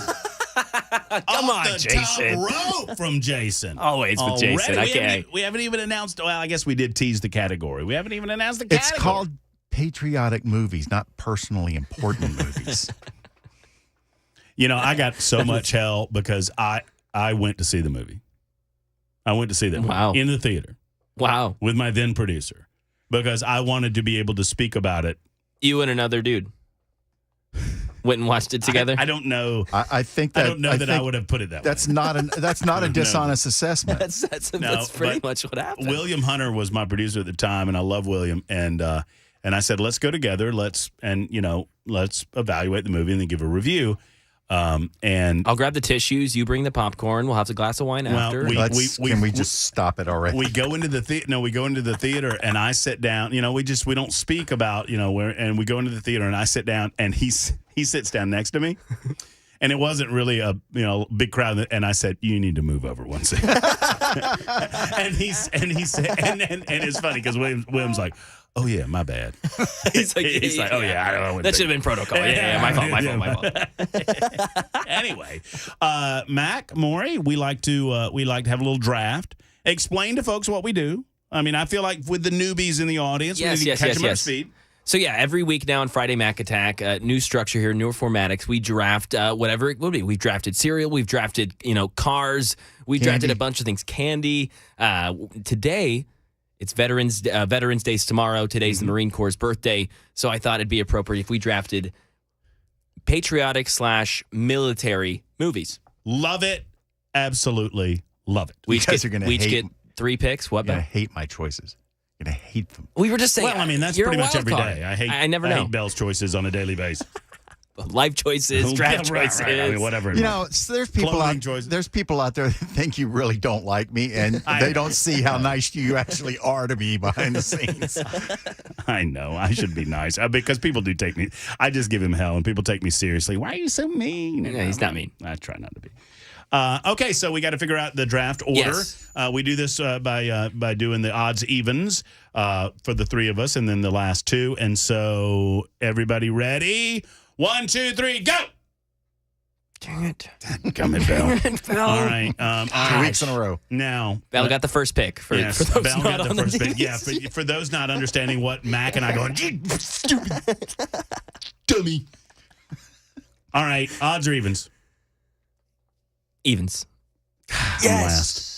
All right, so the draft order is officially Bell, Kay, Mac Maury, and Matt Murphy. But I have no fear because I've got some great selections over. Don't you look at my list. I saw you over there. I'm not trying to. Well, we know what you want first. You did kind of. I think you and I, it's funny because we're like 2 coaches that are talking about the draft, but we're not going to tell who we're going to pick. But everybody kind of knows which way this is going. But I don't know. I'm going to throw a monkey wrench right into this. You always do. You always do. All right, Bell, let's go. Your first selection in the 2023 Friday Mac Attack Patriotic and/or military movie draft. My all-time favorite war movie that is also a very patriotic movie, Patton with George C. Scott. It's a really great movie. It's a great pick. It's kind of off the board. I don't think I've seen this one. It's oh my. It was in the 70s. It was well before you were born, but it's a phenomenal movie. Patton? There is a great. Didn't Patton win the Oscar for it? And refused it. Yeah. George C. Scott won the Oscar and refused the Oscar because he didn't believe in it. And I had such respect. I have such respect for his position. And anyone that has any knowledge of the acting profession, he did not believe in awarding performances. Wow. He believed that performances had their own merit and they stood alone. And so he had long stated that. And when he won the Oscar, there were some people like, yeah, let's you gonna watch practice what you preach, bud? And he did. I love it. He refused Man. it. But that the scene where the pastor asked him about his Bible on the bedside, wow, what a great scene. Well, that movie has so many poignant scenes in it that are just so, they're shot well and they're acted extraordinarily well. It's like he elevated everybody else in that movie. Like that scene with him and Carl Malden arguing about his behavior and the way he's a maverick. It's just he lift. Oh, I gotta watch this. Just I know I'm gonna love this. By the way, you guys I mean, and obviously, I mean, it's biographical. So I mean, all of this happened. And there's a scene. I'm not giving anything up. It's not. He slapped a soldier because he was touring a hospital. This happened, right? George Patton was touring a hospital, and he was comforting the soldiers, the wounded. And he approached this one soldier and asked him what was wrong with him, and he told him that it was battle fatigue. And the scene with him, he got irate. And said battle fatigue. He called him a coward, called him yellow, and sent him to the front lines, which actually happened. After he slapped him in the face. And said that it was an insult that he said it's an insult that you are in this room with these patriotic men and you get out of here. Whoa. He said these men have lost legs. The line is, these men have lost legs and you're telling me you're bleep tired? Yeah. Man. Which now we call battle fatigue PTSD. Well, yeah, I mean, it's a little different, but yeah, I get it. So there you go. Great pick. Patton wouldn't have been my first pick. I'm kind of putting this off, hoping that Mac forgets which he's going to pick because I think he's going to steal mine. All right, go. Just do it. Just do it. Saving Private Ryan. Yes. Of course. I was hoping he was going to steal yours. Of course he's going to go. Yes. I mean, this is just a classic. You guys talk about great acting, all those things. Saving Private Ryan has all this, and it's very patriotic, and it just displays beautifully the courage and the fearlessness of the people who fight for this country. And I get accused of ruining movies. I'm not trying to ruin this movie. It's probably 30 years old now, so I'm not ruining. But the earn this scene at the end. Oh my Lord. Well, and it amazed me that they sent all these people were dying to go rescue one guy because his brothers had all died. Yeah. Right. Yep. So you're sacrificing man after man after man to save one person. I love that movie. That's a top 3 for me of all time. That's good. All right. I don't know which I want to go to first. This is tough because I feel like if his draft room's frantic, clock's ticking down. Because I know where my heart leans, number one, but I think if I hold off, that might be available in round number 2. Go with your heart. I feel like this might be available in round number 2. So got to go with your heart. I'll tell you what, I'm going to go off the board. I'm going to go a little. I am going to go, one of my favorite films, probably one of my all-time tops, is not America-centric because it happened a few years prior to America becoming a country. I'm going Braveheart. Oh, yeah. Nice. I thought about that. That's a good one. I mean, if you talk about love of one's native land and a belief in the concepts of liberty and freedom, and just seminal scenes in film when he's told to denounce and just freedom. Yeah, I didn't even consider that because it's not American, but I agree with you. I think it does have all of those patriotic elements to Absolutely. it. Yeah, that's a great pick. And Braveheart is going to be my Mel Gibson selection. So the Patriots on the board, man. It's on the board for all of the rest of you. Bell, selection number 2 in round number 2 of the 2023 military/patriotic film draft. Go. You two are going to hate this. Okay. Captain America, the First Avenger. I knew it. No. Come on. Totally counts. World War II movie. It does count, but do what you want to do. That's fine. I mean, if you want to ruin your team for this, exactly. Captain America. I mean, that's fine. Technically, he's correct. It does count. Sam Bowie? You just drafted Sam Bowie? It wasn't Sam Bowie that went before Jordan. Yeah, I think it was Sam Bowie? Come on, man. All right, Mac. This is more of a recent movie, still fantastic, about American Sniper. Oh, yeah, that was a phenomenal movie. True story as well, obviously. Oh, yeah. Absolutely a tremendous movie and well selected. That's good. I like this. All right, because I think all right, I'm gonna keep pushing. I'm gonna keep pushing until this one down because I don't think it's going to be picked based on the way this draft is going. I'm going to go a different type of war movie, although it's quite significant. It's one of my all-time top favorite movies. I would put Saving Private Ryan as my favorite military film. This is a close number 2. It's from one of my favorite directors, probably my favorite director, Stanley Kubrick. And I also had an opportunity to interview one of the central stars of this film, Arlie Ermy, full metal jacket. Good choice. What a great... that's super cool that you got to do that. That's awesome. Oh, yeah. And, great movie. And I confirmed a rumor that I had always heard. If you've ever seen the movie Full Metal Jacket, know this. Arlie Ermy was not supposed to be the drill instructor in Full Metal Jacket. At all. He was an actual drill instructor in San Diego, California. He was a consultant. And he was hired as a consultant. Kubrick had him in as a consultant. Kubrick was known to be just impossible to work for. He was such a perfectionist. And his DI that he had hired wasn't getting it right. And he finally told Arlie Ermy, would you please show him what I want?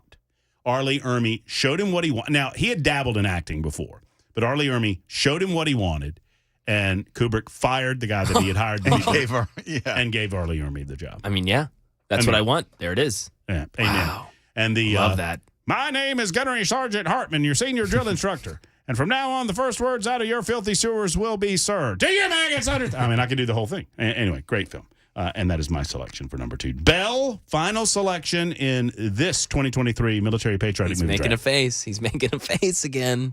You ready? Yep. Stripes. Okay, it's another one I haven't seen. Stripes. You haven't seen Stripes. Get the hell off this show. Get the hell off this show. He is not allowed to be within a mile of either of us. Is it worth that reaction or?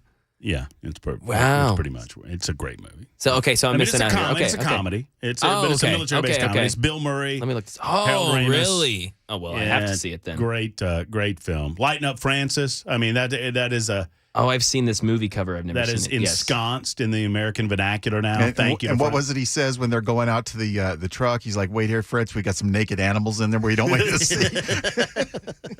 Oh, John Candy's in it? Yeah. Oh, yeah, it's a fabulous film.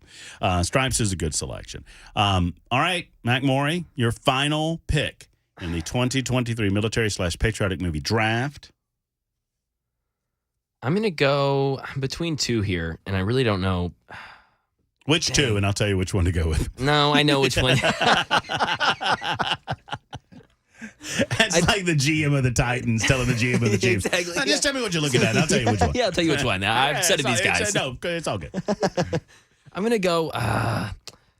I'll do. Which one do you like better? I'm gonna go Patriots Day. I like it better. There you go. It's a worse movie, but I'm gonna go. I like it better. Patriots Day. What were you going with? A Miracle. Oh, yeah. That's a great film. It's a great movie. It's a little bit off the board, and I'm gonna go off the board with my third pick too. I don't think I've ever seen Patriots Day, actually, now that I think about it. Awesome movie. Well, he'll watch Stripes if you watch Patriots Day. I'm in. And I got to watch Patton, too. Buckle up. I mean, it's long. Yeah, it's I'm okay with 2.5. All right, it's 3.5 hours at least. Yeah, look it up. It's a long movie. Look it up while I tell you that I'm going to go a little off the board, too. And since this is the last pick, I can tell you that I could have gone with the Patriot. I decided not to do that. Thought about Mr. Smith Goes to Washington. It's old school. Nice. It's more of the patriotic vein. But let me tell you, also probably in my top 10 movies of all time. And if you don't just embrace the concept of American exceptionalism and ingenuity and can-do spirit after watching this movie, I don't know what to tell you. And who's the guy that plays the lead? In what? In Mr. Smith Goes to Washington. Jimmy Stewart. Yeah, you saw that, right? Hold on a second. You saw that built up. I was about to load the in. The crescendo was beautiful. And the movie is, and Bill says, who was in Mr. Smith Goes to Washington? That's part of what makes that movie so good. He's like Joe Biden. He was like Joe Biden. No, he does. You all think I'm licked. I'm not licked. It's a great movie. What's the one that I picked though was The Right Stuff. Oh, The Right Stuff, which is actually a really good choice too. Fabulous movie about America's entry into space exploration and our race against the Ruskies and everything that meant for the United States of America and the can-do spirit and attitude. Oh, my goodness. And that's a really good, that whole story is a great combination of patriotism and the military because all those guys were in the military. Fighter pilots. Yeah. Every single one of them. Spam in a can. Yep. You know what makes this bird go up?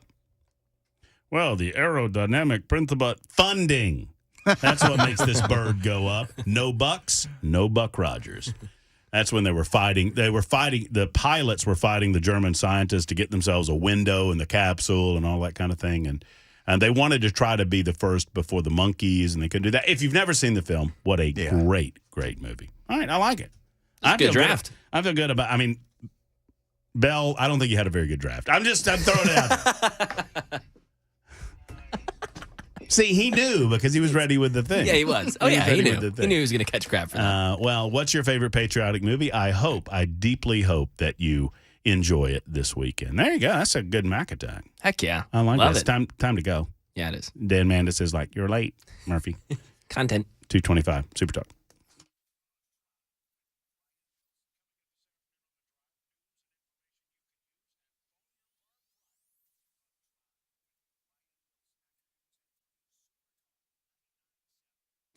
Tennessee Men's Clinic wants you to know that if you're feeling down, sluggish, low energy, there are solutions for you, natural solutions for you. You know, there are things in your own body that keep your energy level up, and naturally over time those things diminish. But what if I told you could replace those naturally occurring things? You get that T level where it needs to be or other levels where they need to be. And friends, when you do, you'll feel that verve, that energy, that vitality again. Yes, sometimes this manifests itself in the bedroom. Sometimes it does not. Sometimes it's just a regular spirit. You know, you feel tired or sluggish, 2:30, 3 o'clock in the afternoon. You want to take a nap. Don't do this. Go to the Tennessee Men's Clinic and feel better with one visit. Tennessee Men's Clinic, 2 locations to serve. One's in Cool Springs. The other location's been around for almost 30 years in Midtown. You're invited to be a part of the Tennessee Men's Clinic family and feel better as a result. TennesseeMen'sClinic.com or give them a call for an appointment today. 615-208-9090. 615-208-9090 for Tennessee Men's Clinic.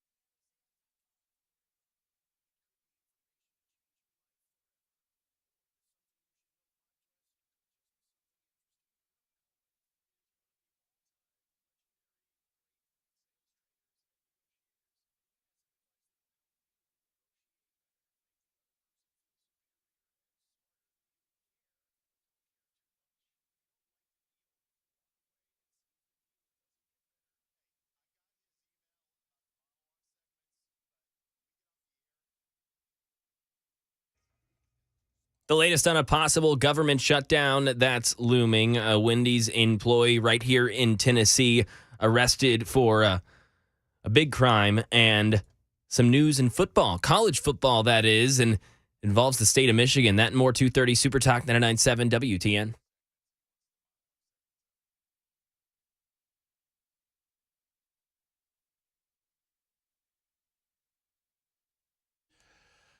Super Talk 99.7 WTN. It is 2:29. Thank you for being around with us as we wind it down on a Friday. We anticipate a visit with Brian Wilson, who's back from a couple of days of recovery. He'll tell you all about that, I'm certain, on the drive this afternoon, cranking up at 3 o'clock.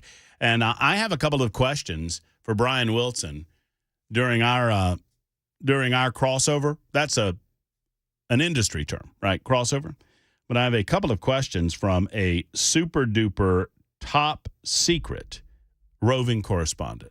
And I will ask several of those questions coming up in about 15 or so minutes on Super Talk 99.7 WTN. Obviously, so there was one question about what we are doing.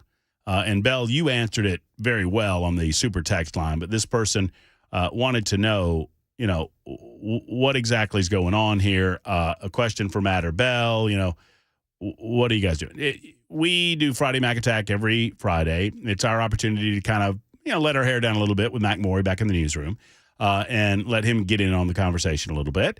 And Mac came up with the idea, and I love it. You have a variety of topics, endless topic selections, and you pick your favorites of said topic. It's something that people do when they're at gatherings or parties. Hey, what's your favorite movie of all time? What's your favorite, sports team of all time? What's your favorite, clothing item of all time? Whatever it might be.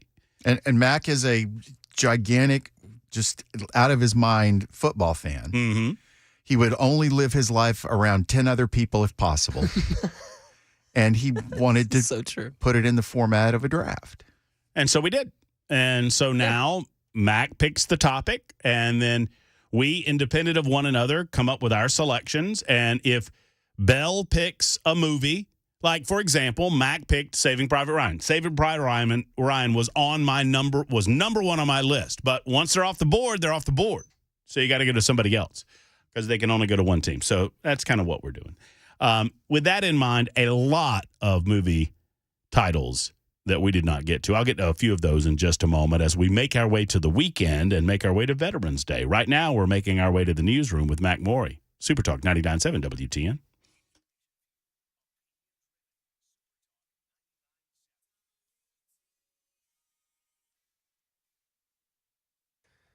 .231, I'm Mac Morey with your top stories. Right now, it is 61 degrees, partly cloudy, beautiful day right now in Music Row. Possibility for showers this weekend. Full weather forecast in 2 minutes. The countdown to a possible government shutdown begins again this week, leaving Congress just 7 days to come up with an agreement. And while many lawmakers are on board with a possible continuing resolution to keep the government open, Rachel Blade says there's disagreement between parties on how exactly that would be achieved. In the House, you have conservatives who want to see some spending cuts as part of a CR. They want to see some policy wins for conservatives. But in the Senate, Democrats are saying, forget that. It is your job to keep the government open and operating. You're not going to get anything for it. And they want what's called a clean CR. No policy provisions, toxic policy provisions attached. And right now in Tennessee, a Wendy's employee in Murfreesboro was arrested after officials say that she raped a teenage coworker. 26-year-old Maria Samano Orozco reportedly performed oral sex on a 16-year-old in the bathroom of that restaurant.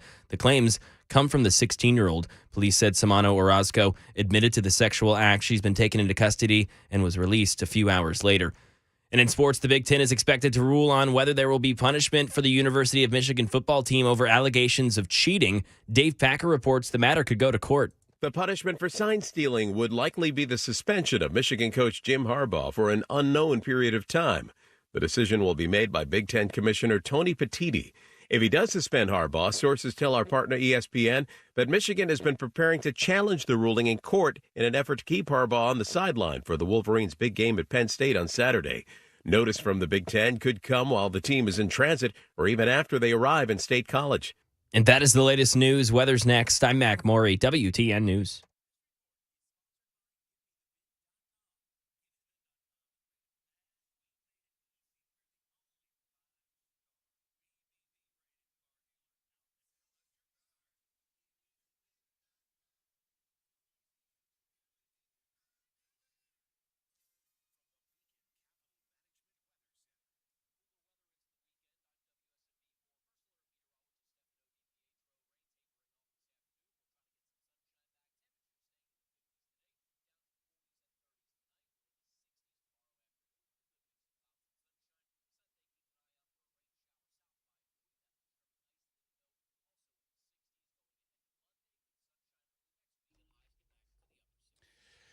Let's be honest, if you're a homeowner, sometimes you don't want to see the warning signs. We're simply afraid of what we're going to hear or what we're going to learn. This is especially true when it comes to waterproofing and foundation repair in your home. Could be something big that needs to be fixed. It could be a small problem now that will simply become bigger if you don't do anything about it. Bottom line, what we don't know will hurt us, and we need to do something about it. It's time to call USS, United Structural Systems. They're going to give you peace of mind. They have over 25,000 satisfied residential customers, over 25,000, and you could be the next. Here's how it happens. They come to your home. You get problem solvers. They're not there to diagnose something that doesn't exist. They're there to explain to you what is going on in your home. And frankly, they don't try to upsell you on the next big thing or the next big product. They simply try to solve what ails your home. That's how they get 100% satisfaction ratings. Homeowners simply trust USS. So if it comes to foundation repair or waterproofing or even concrete leveling in the Polylift lift system, I encourage you to contact them at USS. USSTN.com, serving Middle Tennessee, Southern Kentucky, and Northern Alabama since 1994. You don't do anything that long if you're not doing it the right way. Give them a call, 615-488-7855, 488-7855 for USS.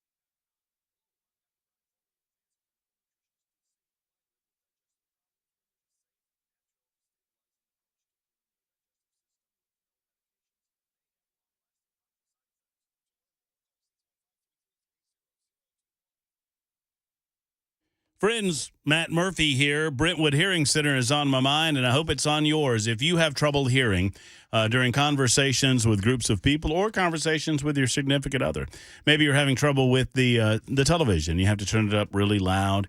Perhaps you're annoying the spouse. If any of those things are on your mind or on your heart, I encourage you to go ahead and contact Brentwood Hearing Center right now. Brentwood Hearing Center is committed to offering the most modern and recent hearing device technology, and with that in mind, I tell you all the time about the Phonak Paradise Life System, which is the world's first completely waterproof hearing aid. They have so many others than just that hearing device, but it's all designed to help you live a better life. It's why their slogan is Better Hearing for a Better Life, because that's truly what they offer. Sadly, most people who find that they have a lack of hearing or that they're losing their hearing, they wait way too long, years, literally years too long before they do something about it. Don't be that person. Go ahead and make the call that so many others have made to the Brentwood Hearing Center. Schedule an appointment today. You'll be so happy that you did tomorrow. Brentwood Hearing Center, Better Hearing for a Better Life. Here's that number, 615-377-0420. 377-0420. Call and tell them Matt Murphy sent you to the Brentwood Hearing Center.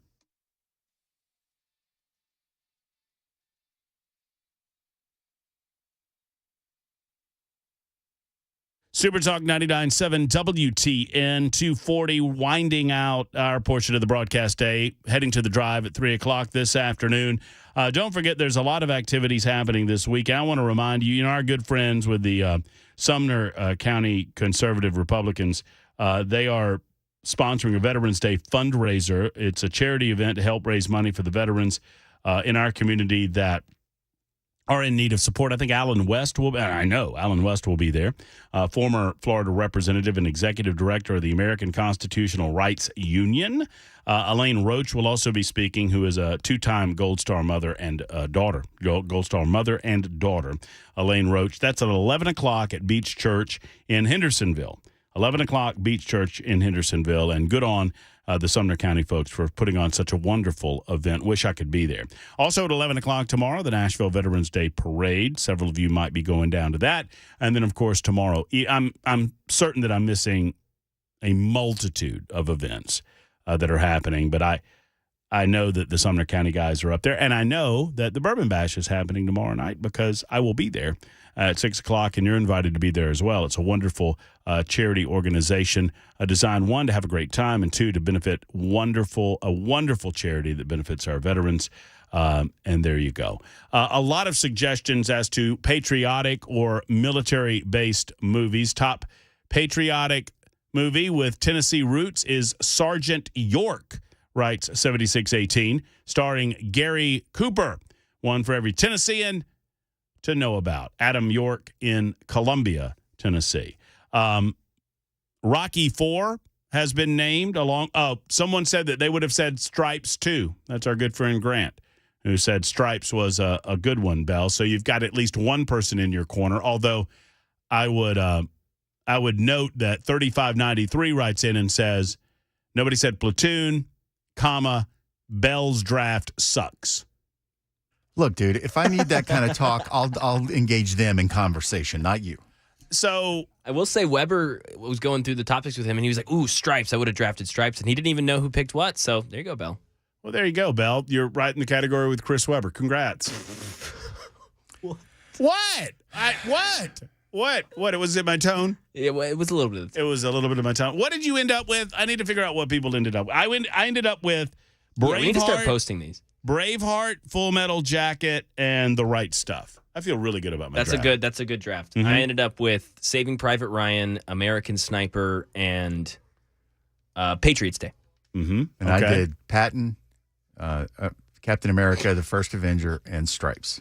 You know, Stripes, I have zero issue with Stripes. And I don't think you would either had I seen it. Or Yeah, if you've seen it. I need to see it. I think you would fully support Stripes as an American classic, and certainly we had a car waiting. The Captain America pick is a little. Well, and it gets worse. Are you trying to make a matter of taste a matter of fact? No, I'm just no. All right. No, I'm not saying it's a sucky movie. I'm saying it's a sucky pick. Yeah, it's a sucky pick. No, it's a great pick. And it makes it suckier because you can't just say, yeah, Captain America, because that sounds good. And then he has to say the First Avenger. It's like, oh, yeah. It's not. Okay, never mind. May you both fall downstairs. Todd says there's nothing wrong with Bell's draft, and we need to stop picking on Bell. What about Heartbreak Ridge? Good Morning Vietnam. Oh, that was a great movie. All of these are great movies. Good Morning Vietnam gets a couple of guesses. Any of you call me Francis, and I'll kill you, says 9053. Lighten up, Francis. Tora, Tears of the Tuscan Sun. So many are coming in, it's hard for me to read all of these. Dr. Strangelove, or How I Learned to Stop Worrying and Love the Bible. It's a great movie. I don't know that I would say it's a patriotic movie. Yeah, it's kind of an anti-war movie. Yeah, it's more critical of the military-industrial complex. But it does have that there's a lot of great scenes in that film about we're losing our precious bodily fluids, but the all-time best is, gentlemen, you can't fight in here. This is the war room. Yeah, that's a brilliant line.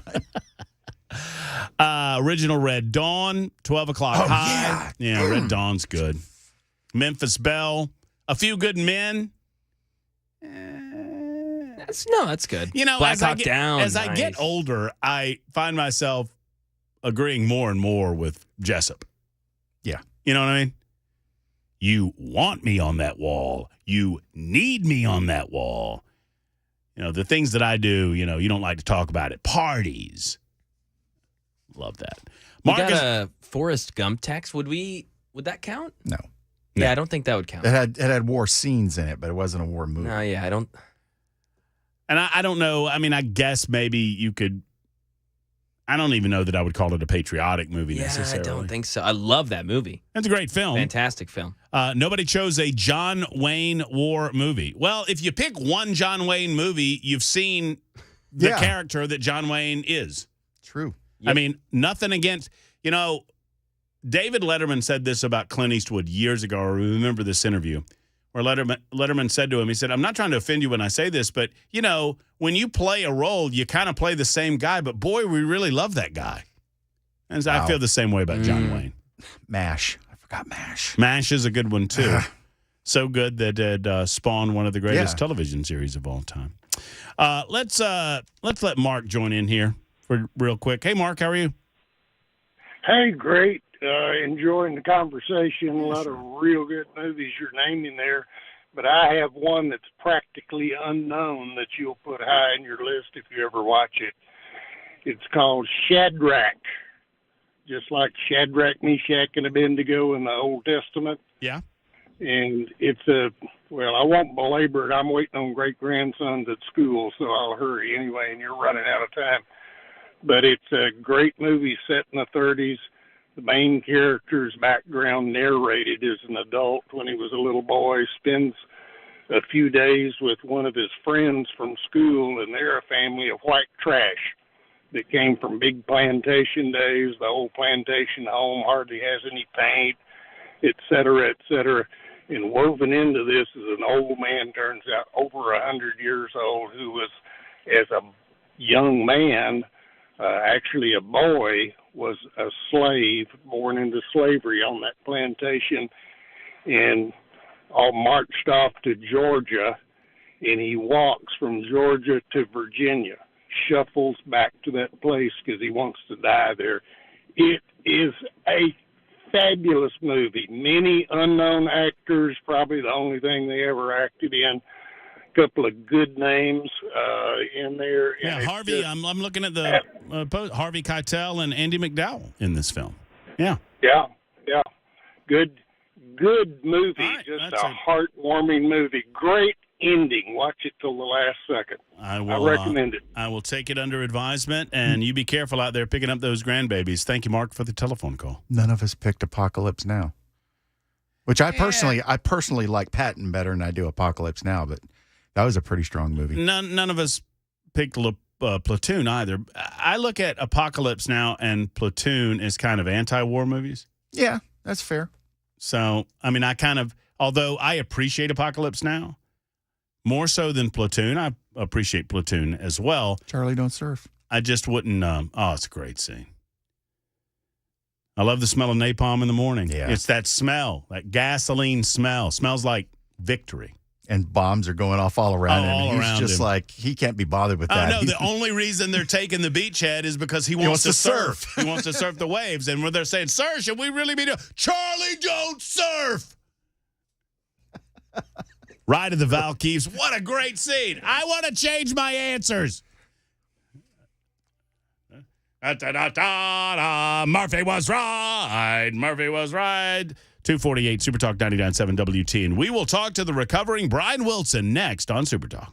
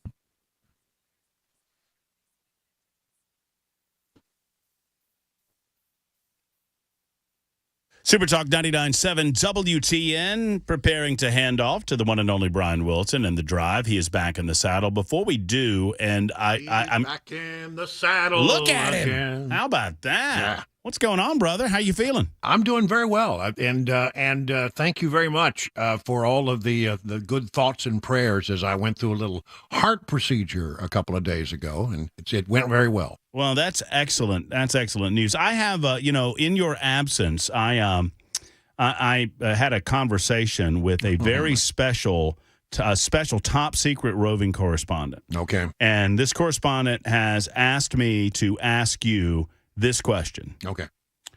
Who is Sally?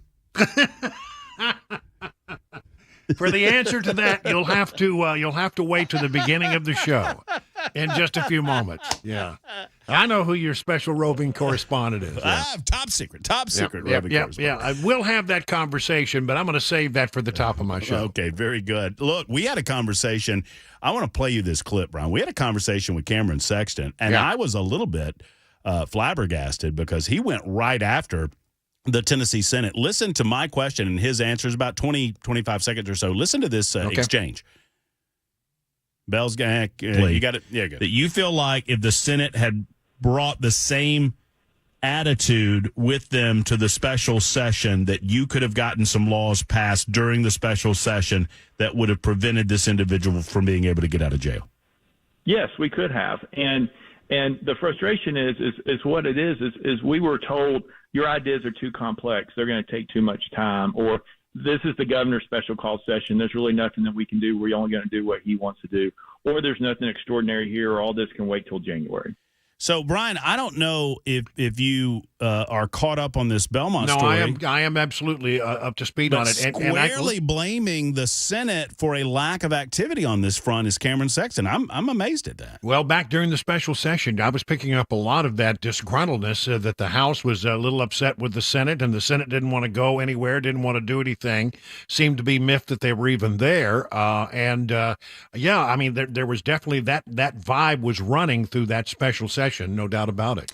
Well, so we are awaiting a response from Jack Johnson. I think he's out of pocket this afternoon, but hopefully he'll speak to this. And I'm not here to cause a rift, but Cameron says, look, we had a bill. It passed the House, and the Senate refused to take it up that would have helped with this loophole, and claims that he had those conversations with DA Glenn Funk prior to the special session. So very, very interesting, different takes between the Senate and the House of Representatives. By some estimates, 230 or so people are out there on the streets right now who have committed crimes and are not chargeable because they've been declared by the system to be incompetent to stand trial. Wow. What else is coming on this afternoon with the drive, Brian? Well, when I've been gone a couple of days, I get to catch up on stories that I wanted to talk about had I been here, and I didn't get to do that. But the 2024 situation is very, very interesting. New numbers out today that sort of reinforce that New York Times Siena poll that came out a few days ago talking about how well Trump is doing in the battleground states. Mm-hmm. It's not just the Siena Times. It's several others, including CNN, Emerson.